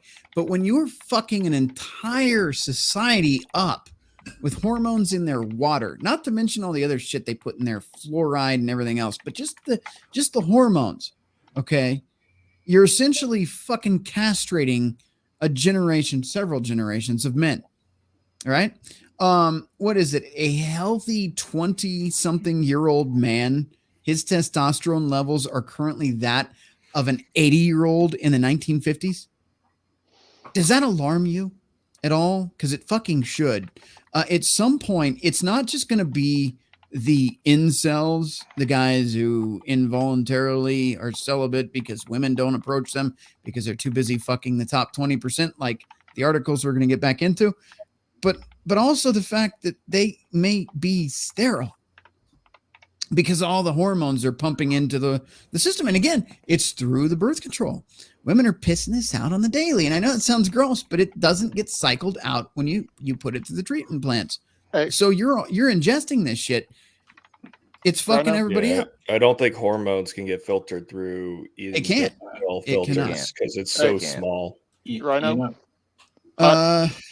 Mando. I just want to show a quick screen share a quick screen on something. Since we keep talking about hormones, I think it's a good idea to show a picture of a Russian hormone. You mean a whore that's moaning? Nope. Russian hormone. I was going to say we're on YouTube, so just keep. Oh, it's perfectly safe. Right. Are you sure about that? Like I said, are you sure about that? There you go. All right. I'm sorry. I had to get some demented humor in there for you. That's all right, a goiter if I've ever seen one. I've heard some like. I said that's a goiter if I've ever seen one. Yeah, I've heard some pretty vicious typing. Let's get back to Jack and see what he's up to. Hold on, Rhino. You forgot one thing about what I forget, sir. Well, it's turning to the frogs, grrr. Freaking frog's gay. I mean, was he wrong though? Because No. it was proven correct No. later. So Yeah, but No. so far, Rhino hasn't said he wants to eat anyone's ass. Not yet. wait a second. Let me just clarify. I do not want to eat anyone's ass, male or female, ever. Thank you. I want the globals to know I will What eat your about leftist ass. one?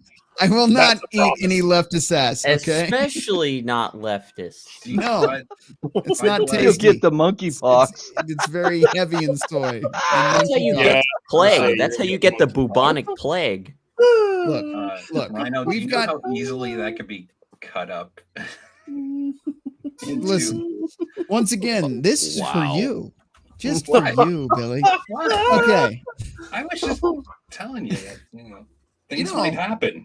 You know how much you could just fuck off right now? Let's get back to Jackal. God.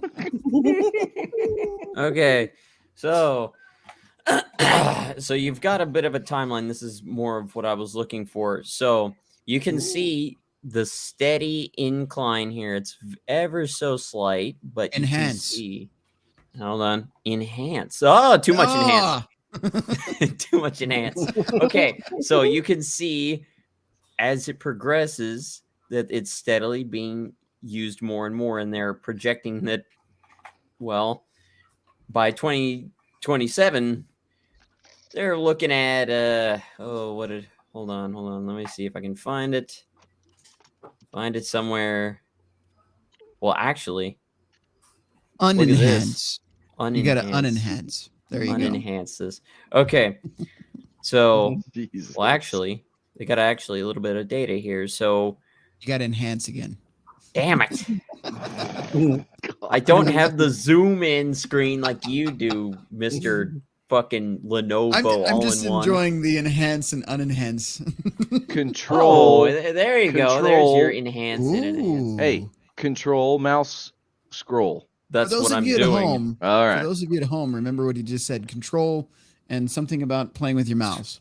Mouse scroll. The mouse scroll wheel in the center see between if the that left and works. Yeah, right. he's going for the mouse scroll. Just give it up. Oh, it Walk does away. work. It does work. I Okay. told you, motherfuckers. Never listen to fucking Ron Jeremy. Woo! You know what? Why would we? Don't ever trust a guy with a haircut like this. Just don't do it. All right. That's all I'm saying. What? You know, the reason he's pissed off is because he What is cut this? his ponytail off is and he's this? not a Viking anymore. Yeah, but you see that ponytail makes up the receding hairline in the front, so that's all I'm saying. What? That is not Receding receding. hairline. His hairline looks fine compared It's to not yours, a five Mr. head yet. Redhead. Let's see Anyway, your I hairline, think there's a point Mr. you're trying to make, Jackal. Get back I to the don't know, goddamn man. show.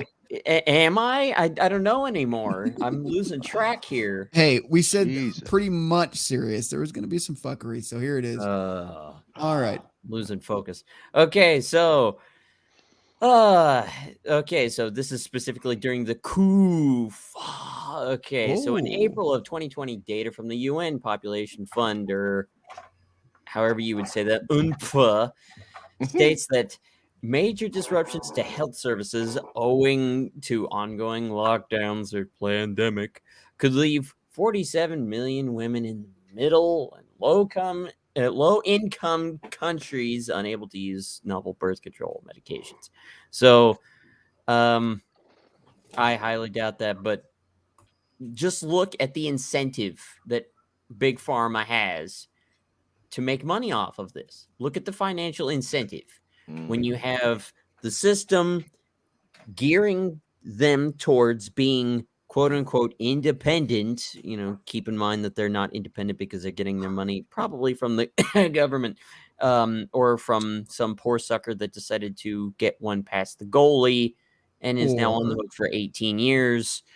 So they're not actually that independent, but they'll never say it because they're egotistical fucktards. Look into the doctors and the clinical organizations because you're not really running into individual practices anymore.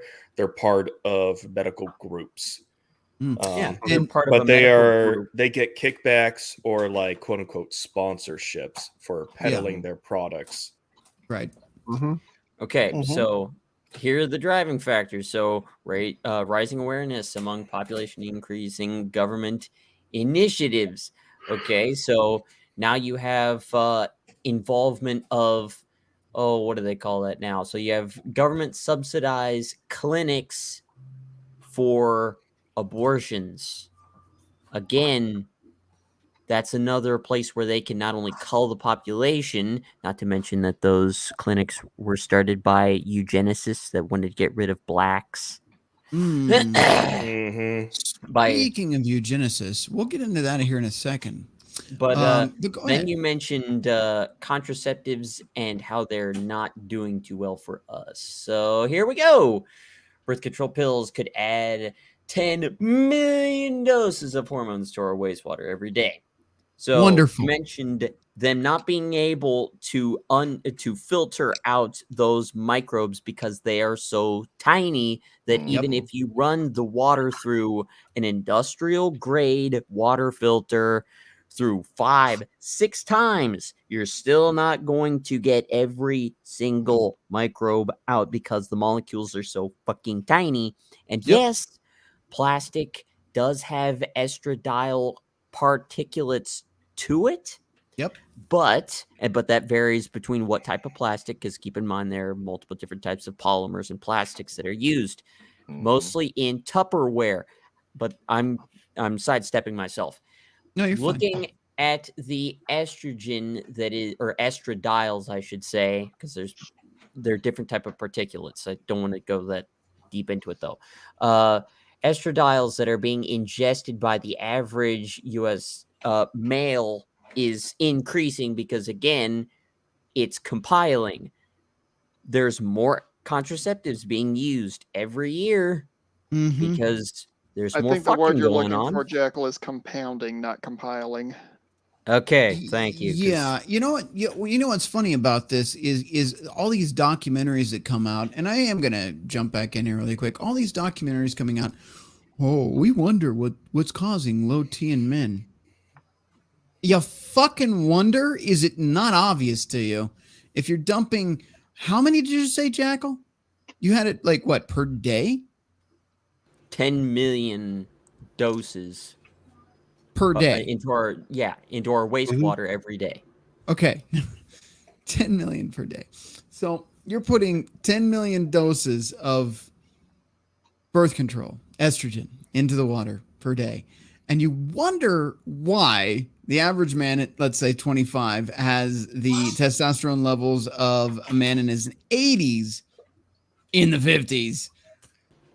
Well, that's Rhino, are you why shocked? That's not the only concern, though. Because now they have a new product that they could put to market for low T treatment. We have an article about that in the background too. I have that pulled up. But let's get through this because we still have our two polyamory bullshit articles. But let's get through this first. But yes. Okay, so I'm connecting the dots here. So we've looked at the divorce rates. We've looked at the contraceptive usage, the incentive for it. Okay. Now we're going to start looking at the sexual intercourse increasing, the increasing of that happening at younger ages. So the promiscuity is reaching more and more of the younger generations. Zoom in on that graph. Let me see if I can actually. Somewhat better. Okay, so you mentioned some girls going up to get their high school diploma with 1,000 cock stare already. So we're seeing the probability. There it is. Look at that. Okay. What I need to understand on this graph, call me graph retarded here. We're looking at 0, 0.2, 0.4, 0.5, or 0.6 and 0.8. What does that recommend? Or what is that trying to suggest? Probability of having had sex by age 15, 16, 17, 18, and 19. Well, I get that, but what is the 0.8? Because that seems fairly low.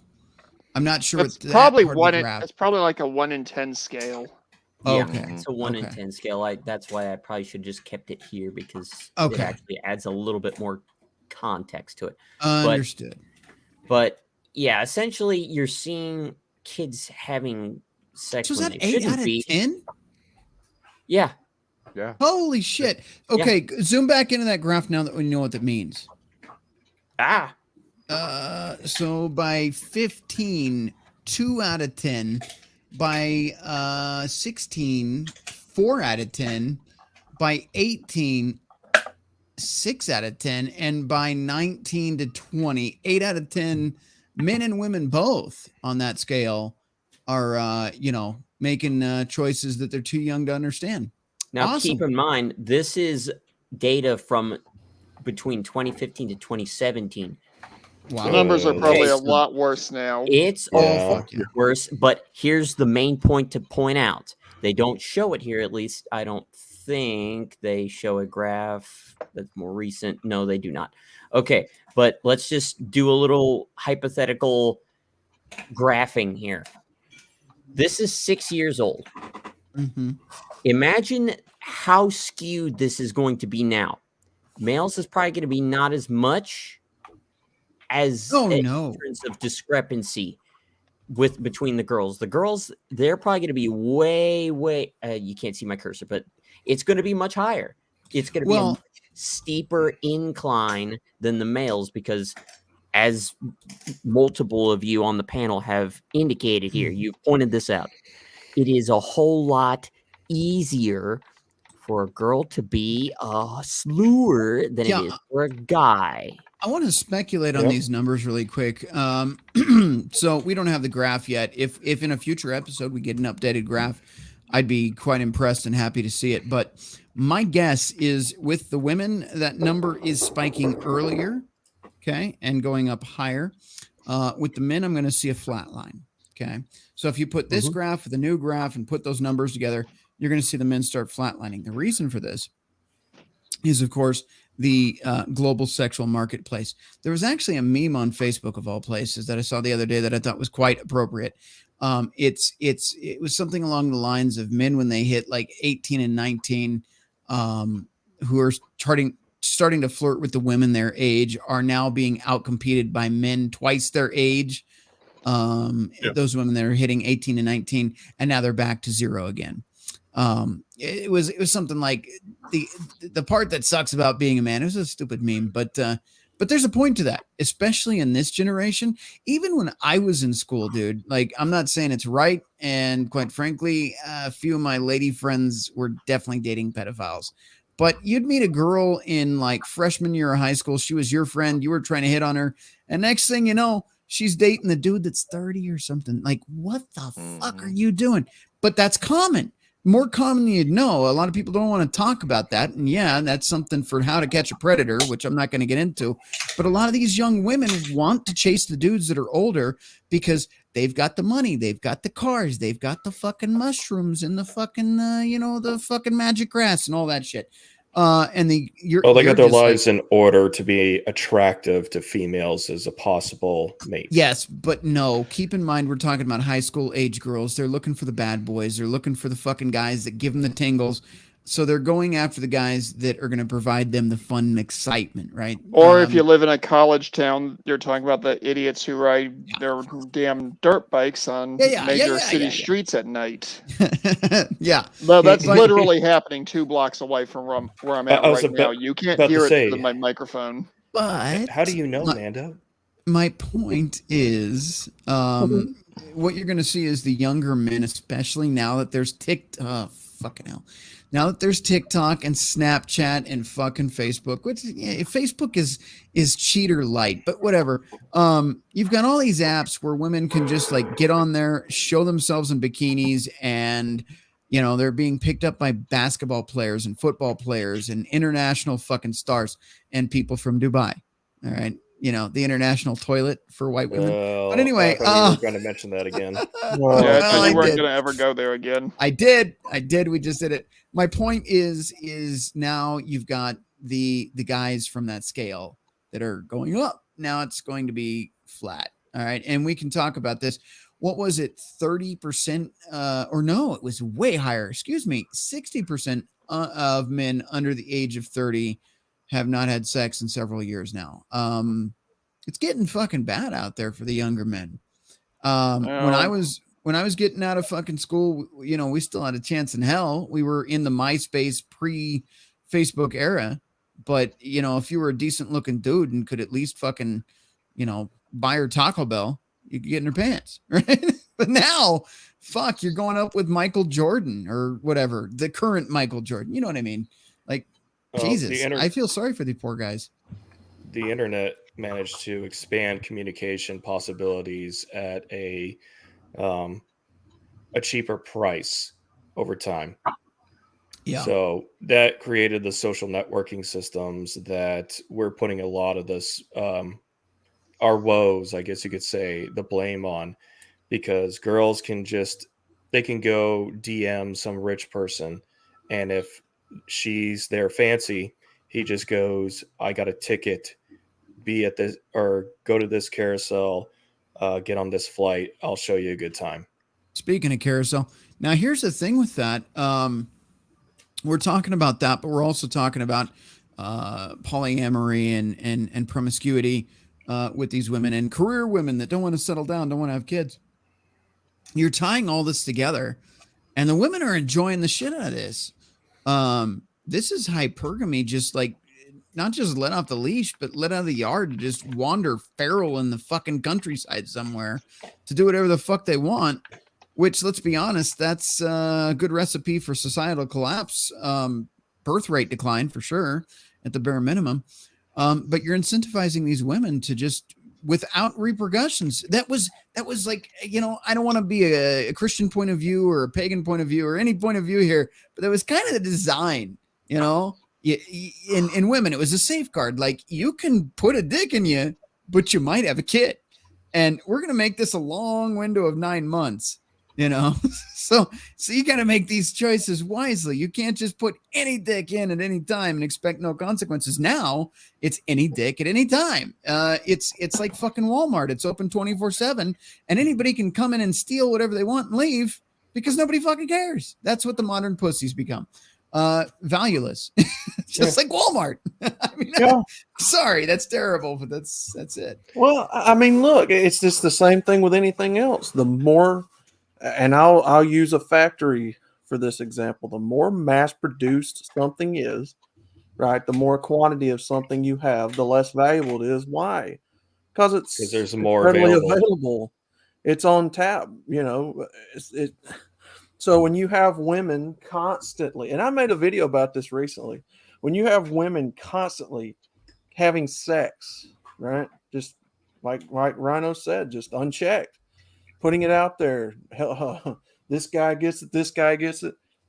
Her value decreases rapidly.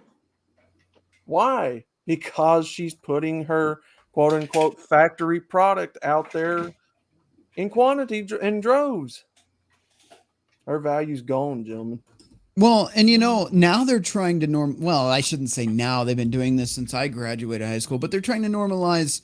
Excuse the timer if you can hear it. It's fucking ignore the timer. But here's the fucking thing. Like they've been normalizing this whole single mother thing, right? So it's okay. You should accept a single mother. You would be lucky to be the daddy that he didn't want to be. There's even Brad Paisley, for fuck's sake, which he's a pretty decent dude from my understanding, except for the Ukraine sellout, whatever, money's money. Fuck you, Brad. But he even did the song, you know, the daddy that she didn't, you know, have before. But he didn't need to be. Yeah. I used to listen to that song all the damn time. Well, here's the thing. Like, I was a Brad Paisley fan, dude. I went to the concert. I saw their fucking rodeo. I did the whole thing, you know. And Brad's pretty cool. The, you know, alcohol tour. I don't remember what year that was. Probably 2011 or something like that. Anyway, it was a good show. But this whole fucking blue pill simp thing, like, you're supposed to be the dad that the dad didn't want to be. News alert. The dad did want to be the father. The woman decided that she could do better and dumped the dude and then stripped him of his privileges and rights to be around that child. So thank you, Brad, for perpetuating fucking women Not creating deadbeat dads, but alienating their children from fathers. That's what the fuck happened there. The white knight syndrome. Yeah, it's a bunch of bullshit. You know what? I'm going to tell you, gentlemen, if you're watching this show right now, and one of you, for sure, watching this now or in the future, one of you is talking to a single mom right now and thinking, well, she seems nice and respectable. She's got a low body count. She's fairly young. She does have a kid, though. Don't fucking leave them where you found them. Teach these women that being that gets them a lifetime of solitude. 40 to 80 is a long time. Enjoy your cats, your boxed wine, but fuck off and leave men who didn't fuck around alone. You made your choices. Leave it at that. Don't pick up these strags because you think it's a good idea to save a hoe. It's not going to work out. Plus, I just want to let you know I've done it. You're never going to be the dad. You're never going to be the guy who stepped in and manned up. You can't discipline the children. You can't raise the children. You can't teach the children. You can't do fuck all. Not to mention, remember, they'll always put it on their fucking timeline. I love this shit. Fucking Facebook. That's how you vet these women. My child comes first. My child is my world. Get the fuck out of here. The second you see that cut sling load, get the fuck out, dude. That means you're not just like third or fourth in line. I mean, you're also the pay pig. So you're going to be paying for the school supplies and the clothing and the fucking after school activities. And you're probably going to be paying for the gas to drop that kid off with the baby daddy on the weekends. So just be looking forward to that. By the way, you'll be the one driving to drop off the baby daddy, the whole situation. No, don't fucking do it. Just stay the fuck away. Stop letting these fucking women normalize that they can be whores, fuck around, find out, and then you're supposed to save them. Stop it. Let them rot on the vine where they wanted to be. That's my bottom line on that. I don't think I need a thug life for it, but it is what it is. Let these single mothers rot. Stop letting them normalize that culture. It's bullshit. And how does that make you feel? I had to throw that in there. But once again, that Jackal's got that graph up. If you look at it, it's been said multiple times that women control access to sex, men control access to relationships. Now, usually, if you were to look at previous generations, women weren't as promiscuous as they were prior to the invention of the pill. Now, if you have women who don't have the accountability of having to deal with a pregnancy, they're out there whoring it around, giving it away to, the entire baseball team, the fire department, like somebody's ex allegedly, or whoever or how many other guys are out in the community in an area at one point in time. Now, this, like everything else in nature has a way of self-correcting. What's going to happen is this is going to end up with a lot of problems, biological problems, generations down the road. Now, for the guys, yeah, you know what? I've seen it mentioned a couple of times. Like, well, they say like 80% of men are, lonely and not in a relationship. Yeah, well, you know what? That's because the women are out there chasing the tingles, and they're not worried about any accountability, responsibility of anything. They're going out and hopping on any peg D they can find out there just to get their thrills. And, it's just a wham, bam, thank you, ma'am, and move on. These women, with their lack of accountability and taking the pill, are the ones that have become the purveyors of the hookup culture. They're the ones with no accountability, no responsibility, and they are the ones, like Outlaw said, they're giving everything away for free and not expecting anything in return. They've created their problem and they're bitching about it now. Yeah. And I'll tell you, look, I don't care what religious belief you have. Even if you're not religious, I don't care if you're fucking atheist. I really don't. It's not my business. But let's just say, for the sake of the argument, if there is some kind of creator out there, something on the wing, let's just say there is an intelligent designer.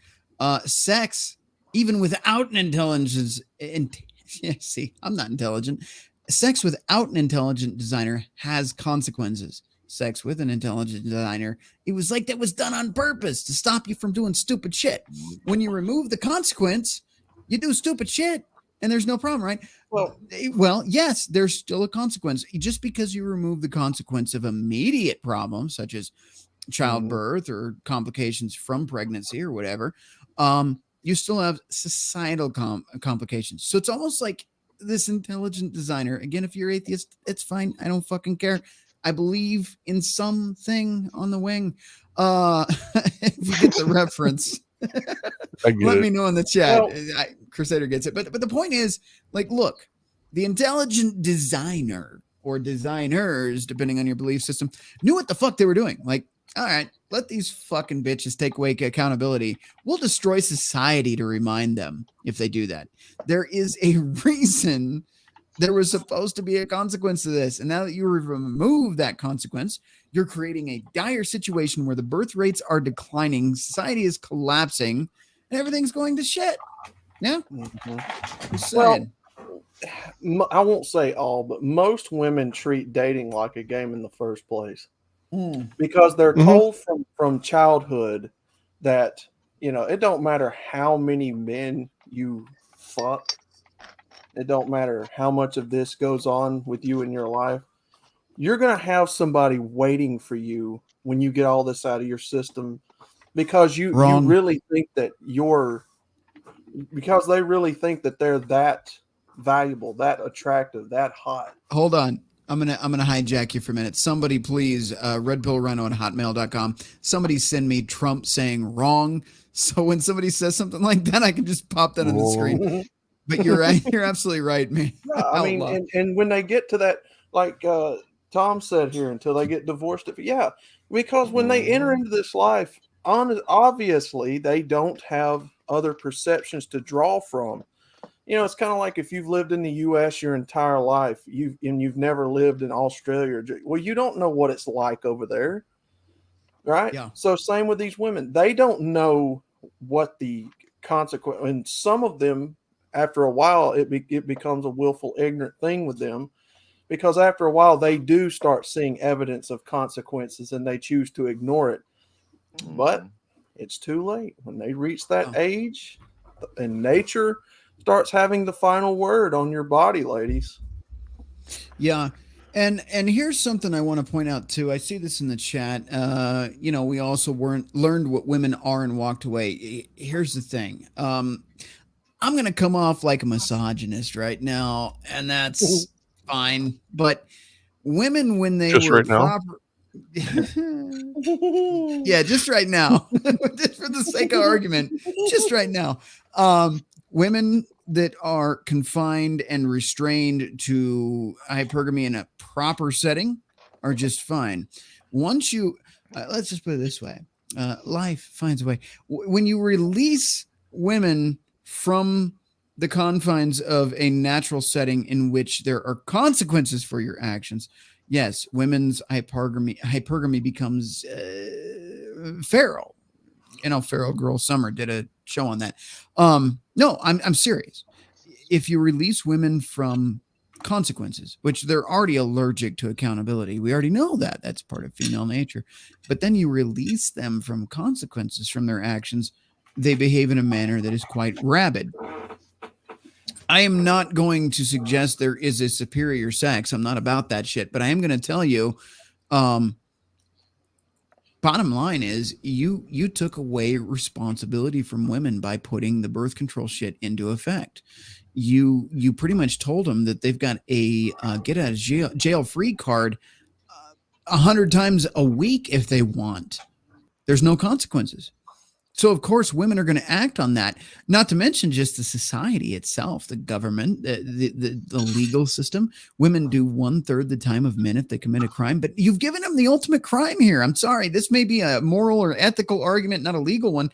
But you've told women they can fucking do whatever they want with whoever they want, how many times they want, and as many dirty ways as they can. Fucking, splatter, come on the ceiling, hang upside down from some chains. It's fine. It's totally normal now, right? And that creates a generation of women that are just totally free from consequence. So when you say that you learned what women are, you've learned what women are without consequence. And I do think it's important to understand that human nature without consequence goes to shit. Okay. It's not just the women. I mean, you give men the same kind of option where they don't have to work, where they don't have to support a family, where they don't have to pay bills. You'll see a lot of men fuck off too. Basically, the problem with our society, in my opinion, is, and this could be unpopular, is that we've expected the men to be slave drivers, but we've told women you can do whatever you want with no consequence. Bottom line. That's it. So you didn't really just see female nature. You saw female nature minus natural consequence, whereas men are still expected to pay for the consequences for their actions. So you have an imbalance. That's really what the problem is here. It's not that, women's natural nature is to whore it up, because women's natural nature is, I could die from pregnancy. I could have complications. 9 months out of the year, I'm going to be, fucking growing another human inside of me, which is a really sensitive time in my life where anything could take me out at any time. I'm susceptible to death, right? Yeah. You've taken that consequence away. When you do that, women are obviously going to say, well, there's nothing that can stop me. If you had a uterus as a man, just saying, they can put the one in you now, apparently, according to Jimmy's article. But the bottom line, if you could get away with murder right now, I'm sure there's a few people you'd knock off, allegedly, right? That's what women have with the birth control pill. That's all I'm saying. See, we have 4 or 5 generations of this right now removed of women seeing what the previous generation of women have gotten away with. That's how this goes. I mean, women see what other women get away with. And when they don't see any consequences, they don't see anything that could possibly stop them or get them to stop, they're going to do it. Yeah. Well, just anybody who's held without accountability. Right. Yep. No, Rhino, I want to challenge you on something you Wrong said. guy. Yeah, wrong guy. No. There's a delay. Fuck off. Yeah. Just harassing you, man. No. Fucking cunt. Well, at least you're getting your spot up with. Right. If you look at it, it's as if nature has intended for the provider and the protector to kind of deter or to kind of restrict unhealthy, unsafe, dangerous actions and behaviors. And then once you remove that provider and protector away, the vulnerable individual responsible for procreation is out doing whatever, whenever, however, which leads to disastrous life consequences, which loops everything right back over to the increase in the polyamorous relationships, which increases to the hookup culture, which all of this stuff is all tied into one thing. And it's the lack of responsibility and accountability on one group of individuals that have been absolved from responsibility and accountability. Billy, you've been quiet. What do you think? You kind of caught me off guard. Dude, I don't even think that Crusader, I don't know where the pushback was there. I agree with you 100%. Well, different Billy, perspective. Yeah. Now, I do want to hear your opinion on this, especially since you're caught off guard. Because he's everywhere. I'm everywhere, monitoring all kinds of different situations. Right. So we're talking about women's accountability, or the lack thereof. Or the lack thereof, yes. Well, that's just it, the lack thereof, right? Right. I don't know what else I can add to what you guys already have been saying. I mean, like you said, women can commit crimes and they get off half the time.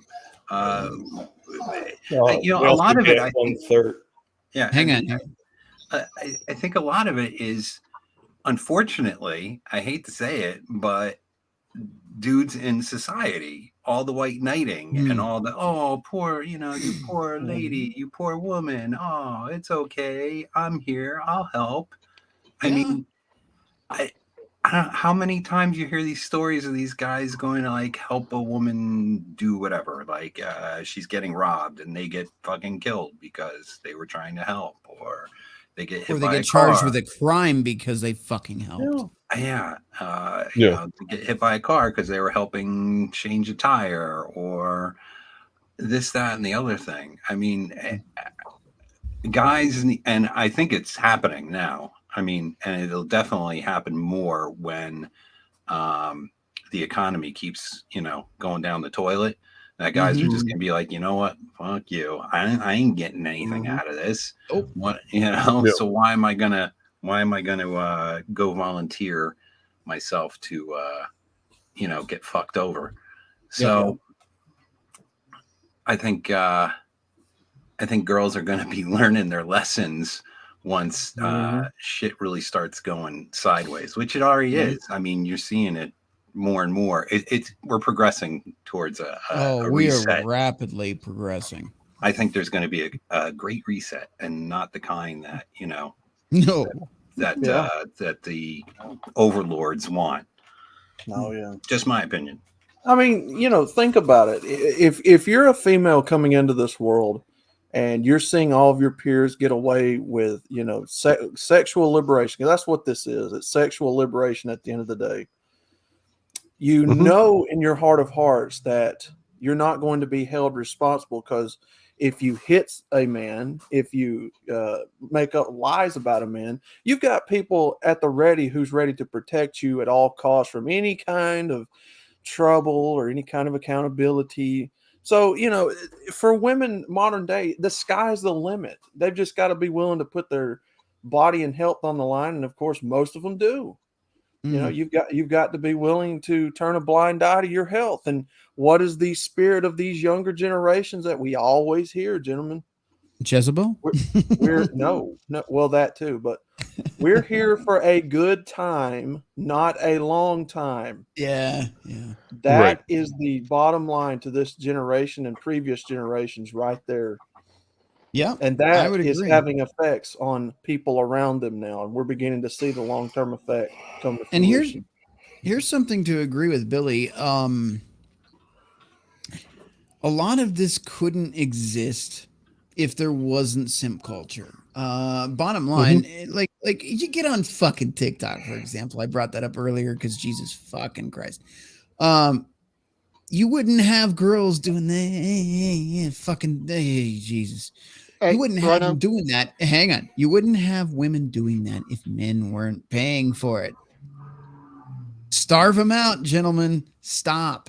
I don't know who on this channel, which one of you fuckers watching this would be doing that. But if you are, stop paying these women. Stop paying for their porn. Stop paying for their pictures. Stop paying just for their attention. Just stop it. Stop it. Because I'm telling you, this is self-fulfilling prophecy. Excuse me.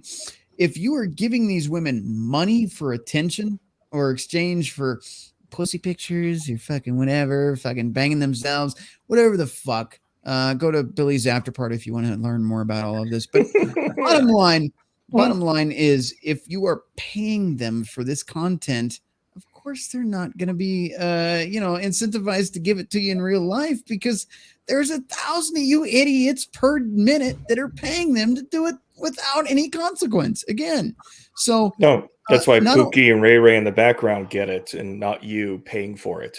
That's right. But again, you take women away from consequences, they act stupid. But when you put men in a position where they're just simping to women without consequence, like, which one of you fucking idiots thinks sending her roses is going to get your dick wet? Seriously, which one of you fucking idiots? Somebody in the comments, they're not going to comment, but which one of you fucking idiots thinks that works? Really? Let me send some fucking digital roses to fucking one of my internet, fucking big titty bitches and see if she fucking sucks my dick tonight. You're stupid. You're stupid. She's got the option of the fucking NFL fucking front, whatever the fuck, draft picks for this year. They're all lining up to run a train on her right before the game. And you think that the roses you sent her for $5.99 and an emoji on TikTok is going to get your dick wet? You are stupid. And it's that mentality, men. And I'm telling you, maybe none of you that watch the show feel that way. but maybe one of your buddies, maybe one of your coworkers, maybe I don't know, anybody Hey, you know. Rhino. Hang on, shame these men, shame them, make shaming great again, please. Anyway, Sean, what were you gonna say? I'm wondering, it'd be nice if there are some stats on The Sims, especially if they grew up in single mother households or They're they not had going an to have abandoned stats for father. that. They're not going to Yeah, have no. stats for that because But I'm curious of how many of them did not grow up without a masculine figure that they could look up to that He's they could on to have done. something. He's Rhino, on to it. I hate to butt in, but I'm Yeah. gonna have to get through this because I have an early day tomorrow. Yes. So I want to Please get do. through this real quick so I can get I out will. of here. I'm gonna Yeah, Okay. I'm for the jackal. So we've seen this nonsense. We've seen this bullshit. We see the trends here. Okay. Now, connecting another dot. Psych drugs. Okay. We've all seen, or at least we've heard of the one big statistic that I have yet to actually find in wording in file form, but we've heard it. A third of women in the United States are on some form of psych med. Okay. Now, that statistic is probably old. It's probably closer to 2/3 now. So, when you take women out of the environment and the purpose of which they were made, you take them away from that, and you not only do that, but you make them deprive themselves. So don't get this twisted. People aren't forcing them to stay away from their purpose. No. They are being convinced to do what they were not meant to do, which was the man's job, to be the breadwinner. You take cultural enforcement. Cultural enforcement. You are inclining them to do something that they were not meant to do, which was to be the breadwinner, to put themselves through things that they were not designed to handle. What does that do to their psyche? It fucks them up. And for every partner that they have, their capability of pair bonding drops.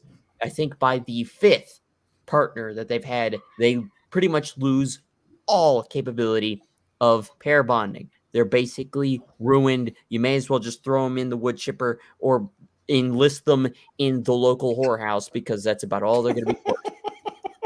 They are no longer worth or even capable of being a wife and a proper mother. It is just not feasible beyond 5 because human chemistry and biology. That's just how it works. Those are the rules. You don't like it, you can put your head between your legs and eat your own ass. Doesn't matter.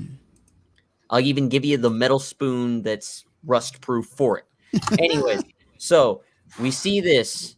Okay, I'll just randomly just highlight this portion here. Okay, so 45 and older have the highest overall usage. Okay, so you see women in that 40 to 80 is a long time. Yep. You see that right there. Okay, 45 and older. Now I don't. Okay, so this was published in 2011. Okay, so within 12 years, how much do you think that has just throw out a number in percentage wise? How much do you think that's increased from 43%? Probably up to 20%. Closer to 60. So we're within that range of going from over a third to 2/3. So we're looking at 2/3 of women, predominantly within the 45 and older range, that are at the highest usage. Men, what are they looking at? The age at which they should probably be becoming fathers, but they're not because women are either ignoring them or they are getting a string of the crazy and very, very fucked up women that just leave them mentally scarred, and they either go monk or they go down the bad path, which is starting a shotgun because they get that scarred from it. Okay, So you see the trend, you connect the dots. Women by that age, they have crashed. That time where they are just throwing out the holes like it's confetti at New Year's Eve, it's over. They've hit the wall. They are no longer worth the just play, practice. That's beyond the point of which they could even sell themselves as a cougar practice for some 19 Listen, bitch. year-old guy for practice. They can't even qualify for that anymore because even those guys aren't wanting to tag it for practice. All right, hold on. I got to interject. Let's be honest. Nobody really wants a cougar. I mean, the Cougar Academy is $69.95. You can learn how to be a Master Cougar Slayer level 10 with a lot of practice, but nobody wants to take a cougar home. Nobody wants to give a cougar a ring. Nobody wants to bet on a cougar long term, unless, of course, she's got a big 401k, if you know what I mean. But other than that, nobody wants a cougar. God damn it. Okay, so now we've moved past this part here. So we see this. We see numbers getting really bad. Okay. That's where Reno likes them. Shut your mouth.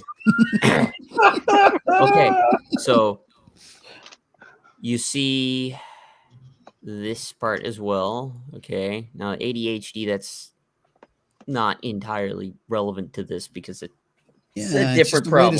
It's just a way to sell legalized meth. No big deal. Yeah, but anyway, sell legalized meth that turns kids into zombies. Okay, now I found this. This is really fucked. Can you guys read that? I'm gonna say maybe if I squint hard enough. Let me full screen that. Oh, that's good enough. If you full screen this on your side, you should be able to see it just fine. Unfortunately, I don't think I can. No, Jackal. I'm saying if the audience full screens it, they'll be fine. Okay. All right. So context. They did a study here. A total of 72,137 students were included in the pooled data set. Okay. So this is in 1999, about 15,000, give or take. I'll round that up to 14,000 in 2001, 15,000 in 2003. Mic check. Huh? What? I said mic check. We got some background noise. It's not me. I think that may have been Sean because I heard dog whining. No worries. Anyway. All right. So, and so on and so forth. They stopped polling students in 2007 at 14,041 participants. Okay. So, and they draw from all the major ethnic groups: Caucasians, African Americans, Hispanics, Asians, so on and so forth. Okay. So they did pool from a pretty large amount of students from different points in the what we would call Gen Z generation here. Okay, right. Now look at the statistics and where it starts to get fucked up. Okay, so table 1, look at these ages.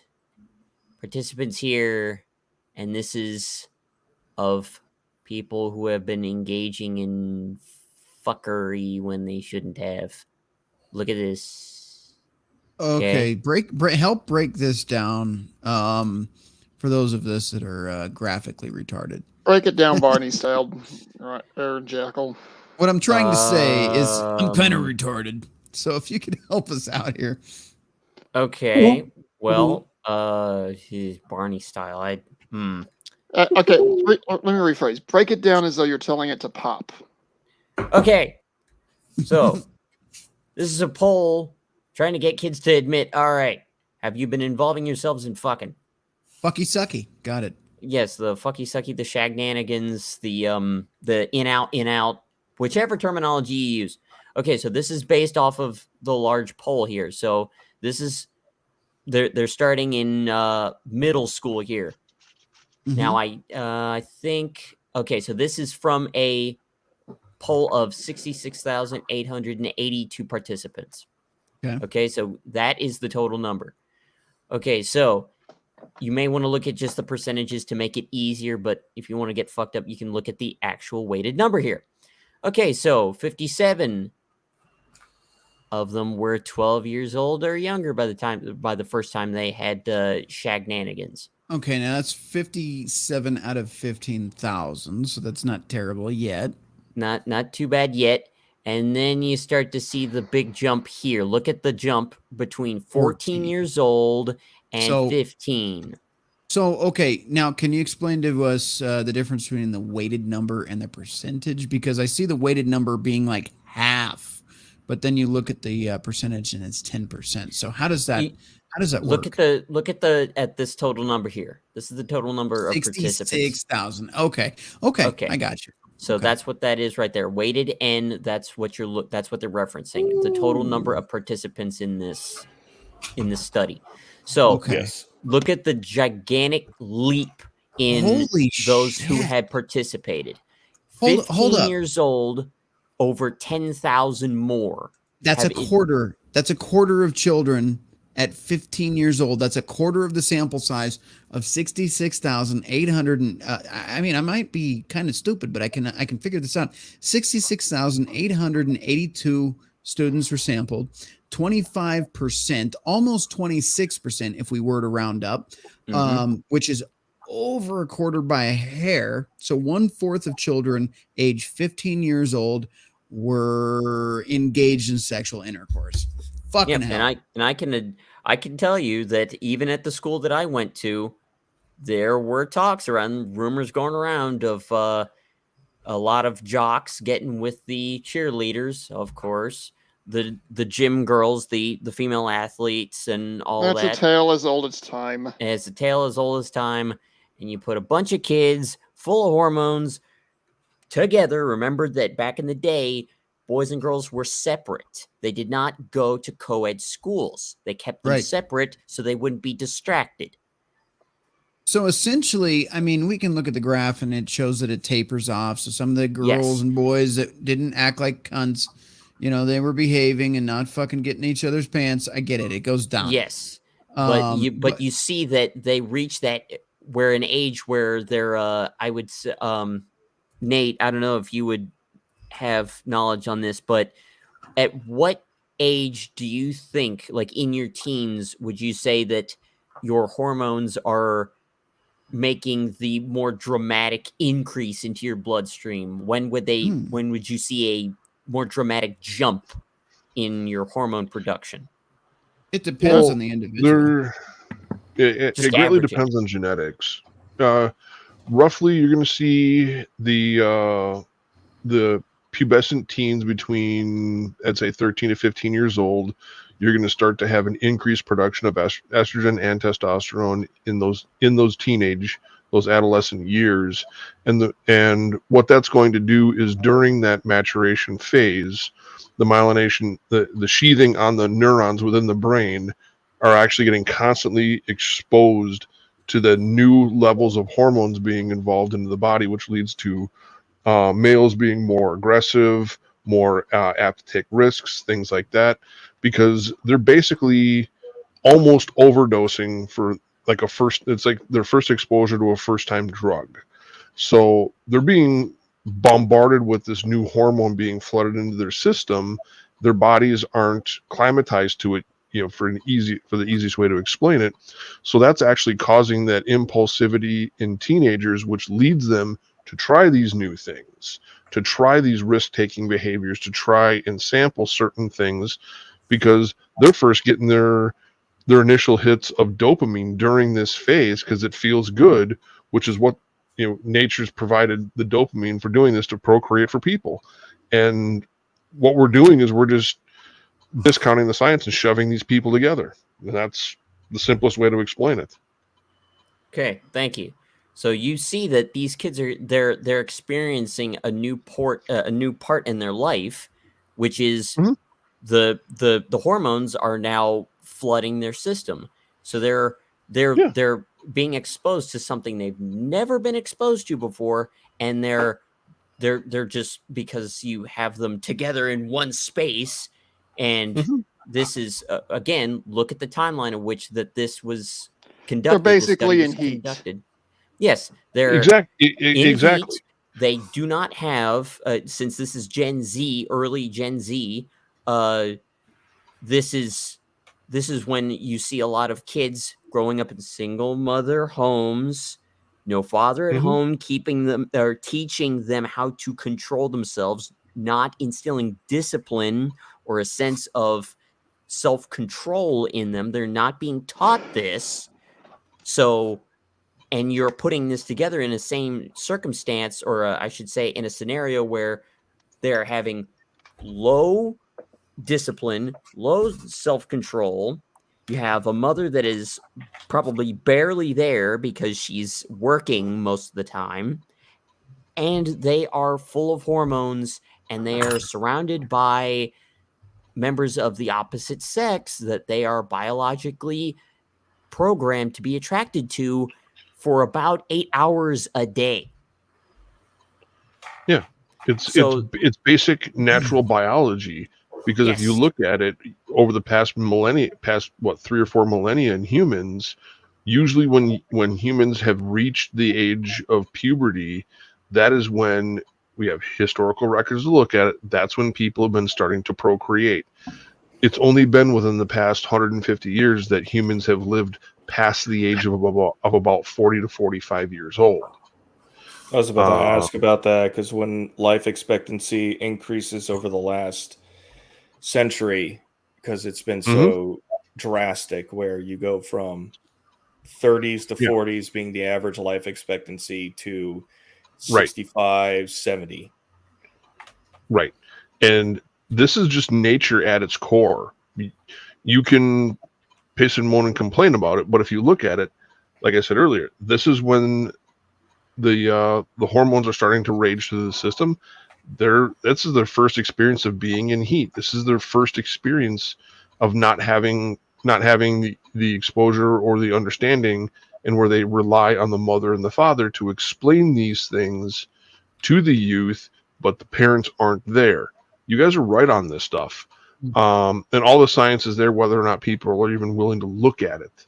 So they're gonna have to accept that, because it's right here in front of, again, you can't see my cursor, but one thing I want to point out here is the numbers here.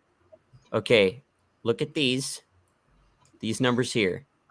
Now, I know some hater that, if they're still watching, they're gonna say, "See, women aren't as horny as the boys." Well, keep in mind that within the age ranges that they're parting here, girls are still doing their testing of their new manipulation skills. Right. So they're not going to be as particularly keen on jumping around with a bunch of pimple-faced teenage boys. No. They're wanting to aim for older guys that are probably already graduated from high school. They're in college. I know, because there was a girl in my class that literally had a list on her phone of guys from local colleges. They were all athletes, by the way, that played on their college teams that she had planned on sitting on. Yeah, I already told her that she's going to land in one place, like they all do. Yes, and I said this in the middle of fucking class while the teacher was there. And everybody looked at her like, I think you should sit down before he roasts you again. But keep in mind that at that age, the boys are, let's just be honest, guys. Could you think of any time in like high school, just from 9th grade to 12th, where you probably didn't have ass or titties on the mind, or a stiff breeze, so much as a stiff breeze as you were running around in gym class would alert the stock?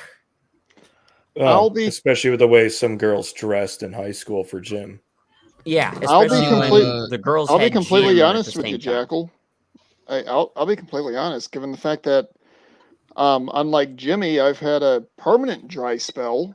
I still have that issue, and I'm 40 bloody 2. Yeah. Well, okay. That's because you haven't had your fixins yet. So your body's still looking for it. So you're clean. That's the thing. You are clean. You're not a manhole like the guy in the top left corner who's probably had his in out from like Colorado all the way to California. Yeah, he's probably the king of Californication. Okay, but I'll hurry up and get this done and over with so I can get out of here. It's going on 1 o'clock where I'm at. So you're seeing this trend here where women are still learning how to manipulate.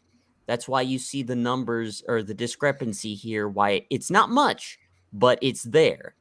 Half of males are going for it, and well, because the little head says what the little head says. It's up to you to listen or not. Girls, on the other hand, they're starting to hone their skills of manipulation so they can, in their college years, from 18 to 25, depending on what they go for. Jackal, they got to learn how to find somebody to pay tuition. That's all I'm saying. Yes. So they're taking more time to hone their manipulation skills while we're just, off to get our rocks off, I guess. And that's it. Fucking. You're right. Fucking. That's it. As Pop would use the terminology, slinging seed like an old bird feeder. Pretty much. Pulling an Odin and just running around, sticking his dick in everything. That would be Zeus. Or Zeus. I'm thinking of Zeus. There's something to be said about that. There's something to be said about that. I'm going to point that out. Oh, boy. Here we go. What? Nah, fuck you. Now, here's the thing. Jackal makes a point. So when a man is trying to get his dick wet, there's about 2.5 seconds worth of thinking that goes on there. Is she hot? That's it, right? Whereas a woman is putting this whole fucking, can he pay my bills? Can he fucking make sure to feed me? Can he pay my tuition? Is he going to be, is he going to be all this shit that goes into it? A man just they're thinking strategically. Yeah, but a man's just like, is she hot? That's it. That's it. So there's a point there. Well, was it the shallow Hal? There's truth behind it, but not what is it? It's not every dude, and it's not in all age groups. Usually, when you have less control over your breeding drive, which is usually once you start to become sexually mature, to when you live long enough for the big head to override the little head, and then you can make wiser decisions. But hopefully, you don't make a life-changing decision before that happens. But when you're whatever that 15 to 20 mark, right? There is no thinking beyond, is she hot? That's it. That's it. And I would say, would Pop give her a 4? Probably. As long as Pop gives her a 4, then she's probably hey, the door's open then. Everything's good. If Pop gives her a 4, then fucky sucky. You love me long time. That's all these young guys. I have one last statistic to show, and I will close her out. So now you're looking at age of first sexual intercourse, okay? That's blurry as fuck on my side. I know it is. Yeah, I see that. Stupid. I don't know why, but it's legible now. But look at this. Look again. So here you go. You got actually less than half here, or what's at least the sample not. size on this? Sample size is still the 66. 66. Okay. Yeah. So out of 66,000, going down. Not that far. Oh no. Okay. Right. So about half of them, a little bit less, have never had it. Have never gotten their in out. Okay. Look at this. Look at this number. Out of that 66,000, that's a bunch of kids are That's too high. Way. Hold up. Because now you're reversing the numbers, which is just gonna fuck this retard brain up of mine. You're saying there's 66,000 people on this list. The sample. Yes, Yep. and only 2,000 of them have never experienced intercourse. Is that what you, no, that have No. have that have? Okay, thank you. That if you see have above it, at never had 11 sexual years. intercourse is at 32,000. So Okay. about half of that. That was sample about to size. fuck me up there real Yeah, bad. so okay, No, there- but there- 2,000. it's still high. 6,000. But it's So- 3%. Yeah, It's 3%. So 3%, if we're just rounding to the nearest whole number here. And let's be 3%. honest, gentlemen. Let's stop that really quick. That probably includes, unfortunately, some unwarranted uncle or other authority figure that should have Well, no business keep around it children. looking how bigger that number gets with Okay. with the increased age. That's shut even up. more alarming. Yeah.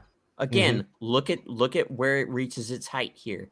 Between 13 and 16. You see the big jump here. Here it actually drops down a little bit when they reach 12. And they get to 13. There you go. Hormones kicking in. Look at that. Jumps by over 1,000. Then 14, just a year into having these new thoughts and feelings running through your head, doubles or nearly doubles. Interesting. 15 stays up there high again. 16, so you've had a few years to kind of get used to the new you, I guess, if you could even call it that. It starts to peter out because now you're starting to get a The hold new of yourself. biological programming. Your biological programming, you're starting to get used to it. So, but just again, look at that how much it is increasing because of, well, lack of discipline, lack of having a father in the home. And keep in mind, all of this, let me zoom back out here.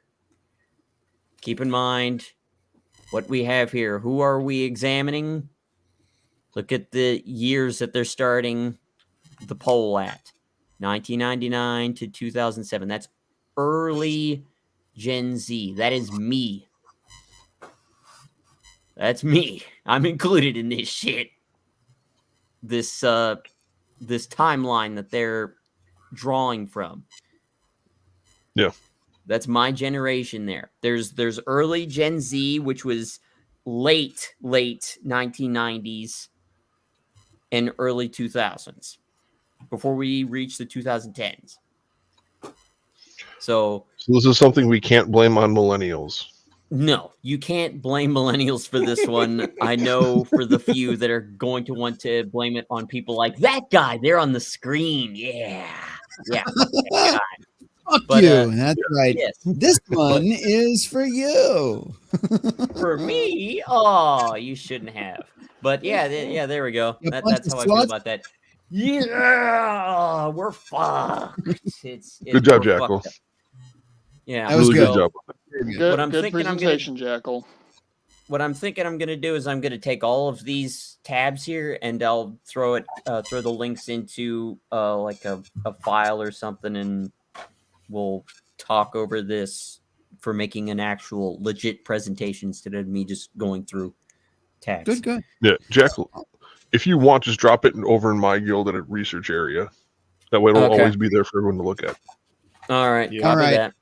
What we're going to do is take a short break and come back, get through the rest of these articles, and call it a night. We might have a special guest. I don't know. I have no idea. I don't know how this goes. Sometimes we get a weirdo that shows up.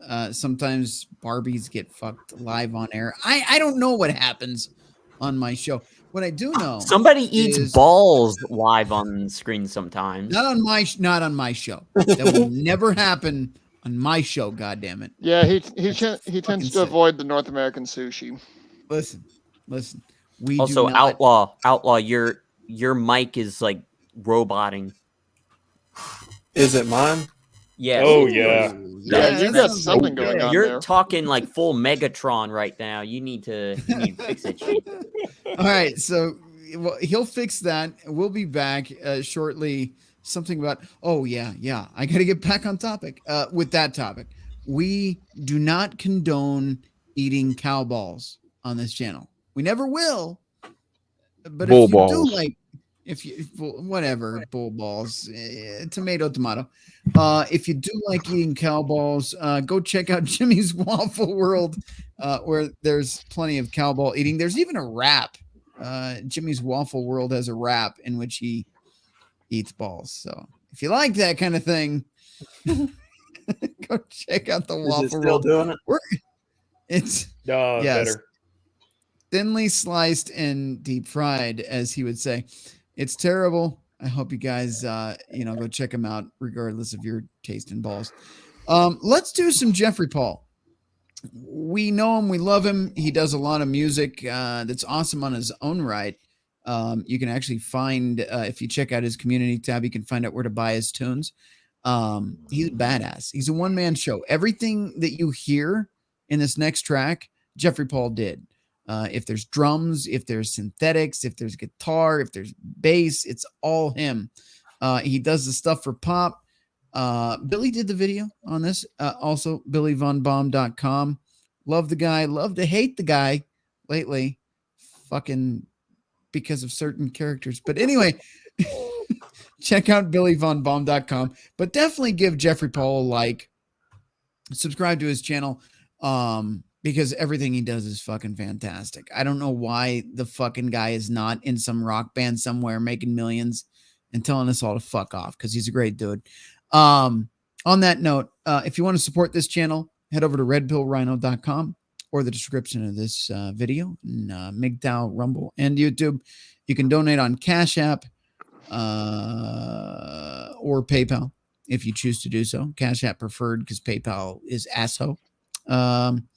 But if you want to donate to the channel, if you want to support us and help keep us on air and live, we are supported by you. You guys help fund us and keep the show doing what we're doing. You allow the guests on the show. You allow the equipment to run. So it's greatly appreciated. Also, there is merch. If you want Bronto Lives Matter merch, which I haven't talked about in a couple weeks, scroll all the way to the bottom of the website. You'll see that. That supports Billy's Beer Fund. If that's important to you, if you like a drunk Billy, which, I mean, I do. I prefer him over a transgender Billy or a miniature Billy humping Barbie dolls, or, a Mexican Billy. Those are all weird to me. I prefer drunk Billy. So help that man get drunk. Buy a t-shirt, for fuck's sake. They sell squirrel shirts over there. Help that man out with his beer fund. Or you can buy a t-shirt or some yoga pants for the bitch you got at home that you want to rep Red Pill Rhino on. All right, there you go. And if you don't have a bitch, and you're into some fucking Buffalo Bill shit, that's I don't want to know about it, but would you fuck me? I'd fuck me. I've got yoga pants for that. So there you go. Anyway, I'm gonna go to break now because that just got weird. Anyway, we'll be back. We'll read the articles and then we'll get out of here. All right. Thanks, guys.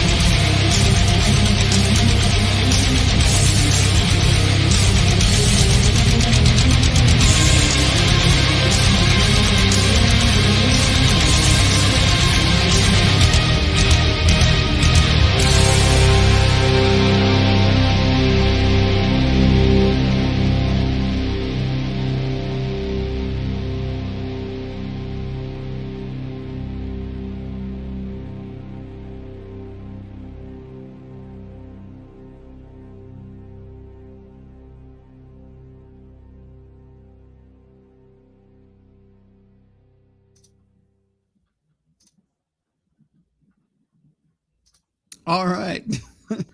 Plowing back in these articles like I did your grandmother last night. Oh shit, hold on. We have a special guest. Let me add him to the show. I haven't seen him before. Interesting character. Let's see what he has to say. Rhino! Rhino! How dare you leave me in the background waiting?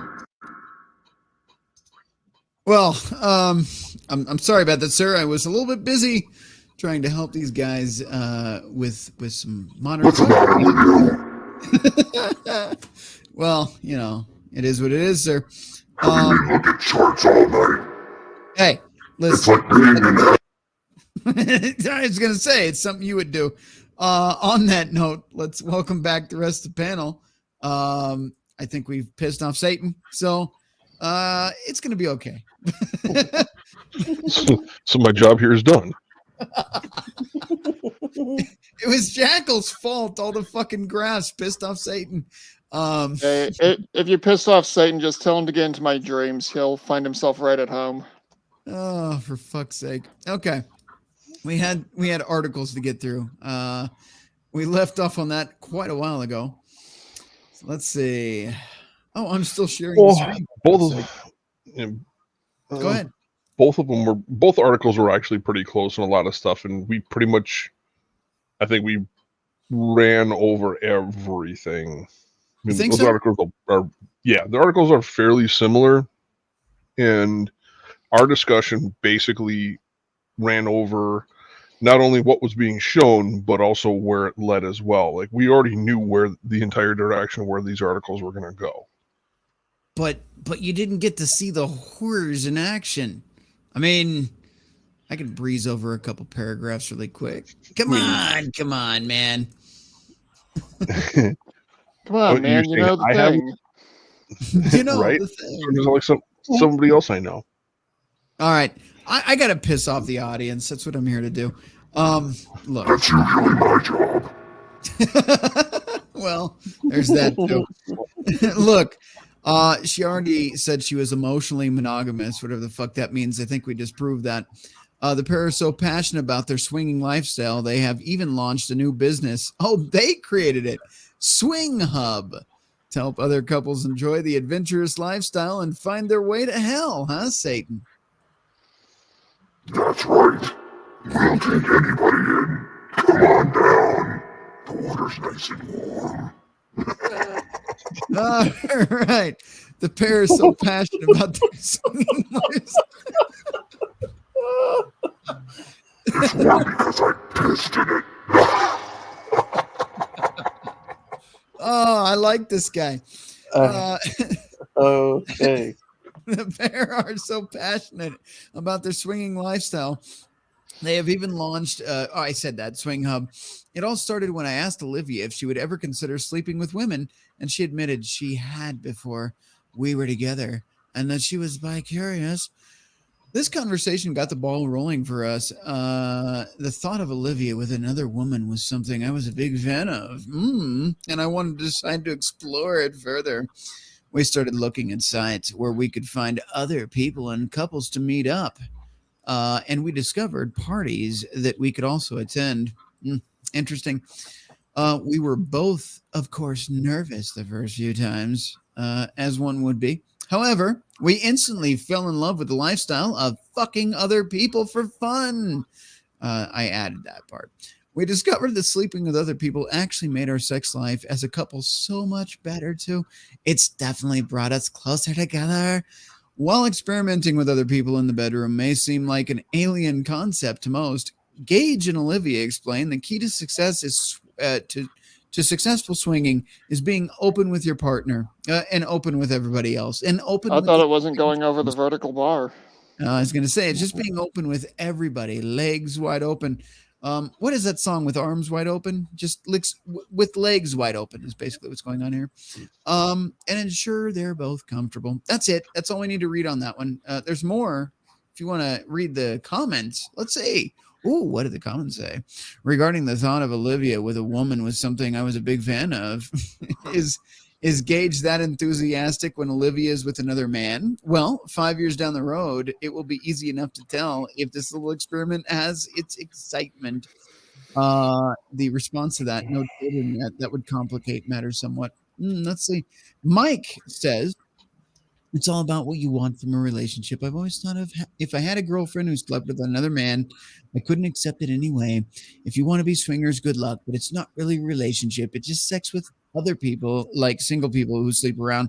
I said that earlier. And all the comments are pretty much saying, fuck this, BAF. Thanks, but no thanks. Just because it works for him doesn't mean it'll work for others. He's being irresponsible, telling others to try it. Yeah.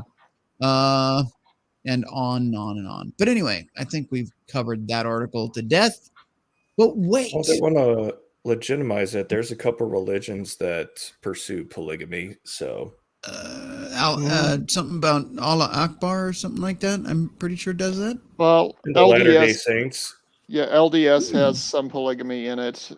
Mormons too, and Scientology, if you want to go that road. Isn't that if your if their little device says yes you can? You know what, Rhino? It's fun fucking a lot of different people. You know who I've been fucking lately? Who's that?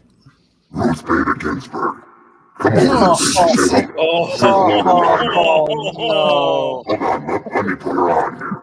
Come here, Ruth. Oh no. No, how about no, Satan? Help me, please, Rhino, help me. I need help. I need to get out of here. I shouldn't be here. Shut up, bitch. Get back in the pit and wait for me.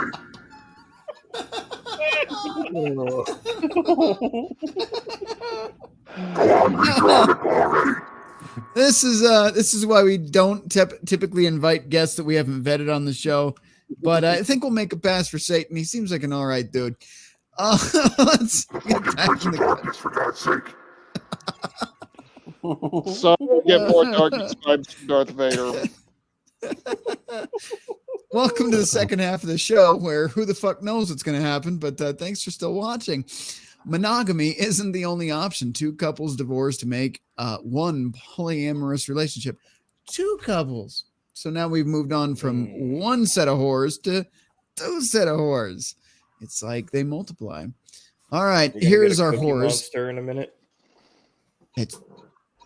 Look at our whores. One cookie, two cookie. No, that's count whatever the count. What is the name of the fucking Sesame Street character? The Count. The Count. It's just the Count. One hooker, two hooker. Yeah. Anyway, this is the list. So we've got this slur over here, and then this fucking man baby over here, and then this fucking hooker pirate over here, and then this little fucking Chad fucking over here, and then this little slut. I love it. Oh my God, look at this slut. Oh, Jesus Christ. Imagine your dick in that mouth. That's a good way to have a member missing. And then, of course, we have Flute McFuckbags over here. So there is your couple of fucks. All right, let's read the article. Growing up, Rachel Wright found dating a bit hard. I bet she did.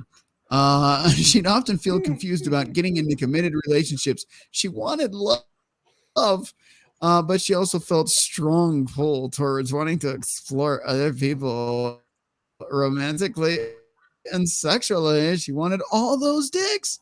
Oh my God, we have another character that just joined the show. What are we gonna do? Row. Too much to do. So little time. Looks like Evil Shaggy has joined us. Welcome, if he's there. I think he joined and then took a smoke break right away. I don't know what's going on. So back to the article. If I can find it, there's the button. But Rachel assumed there was something wrong with her and tried to forget these feelings she had, especially when sparks started to fly with Kyle, a man who worked at the same restaurant she did. While they were on their first date, the two talked about polyamory on the first date. Wow, this is going to go places, but decided to stay monogamous. They were both ready. Yeah, it's going to go to a special adult clinic. This is how you get AIDS. Anyway.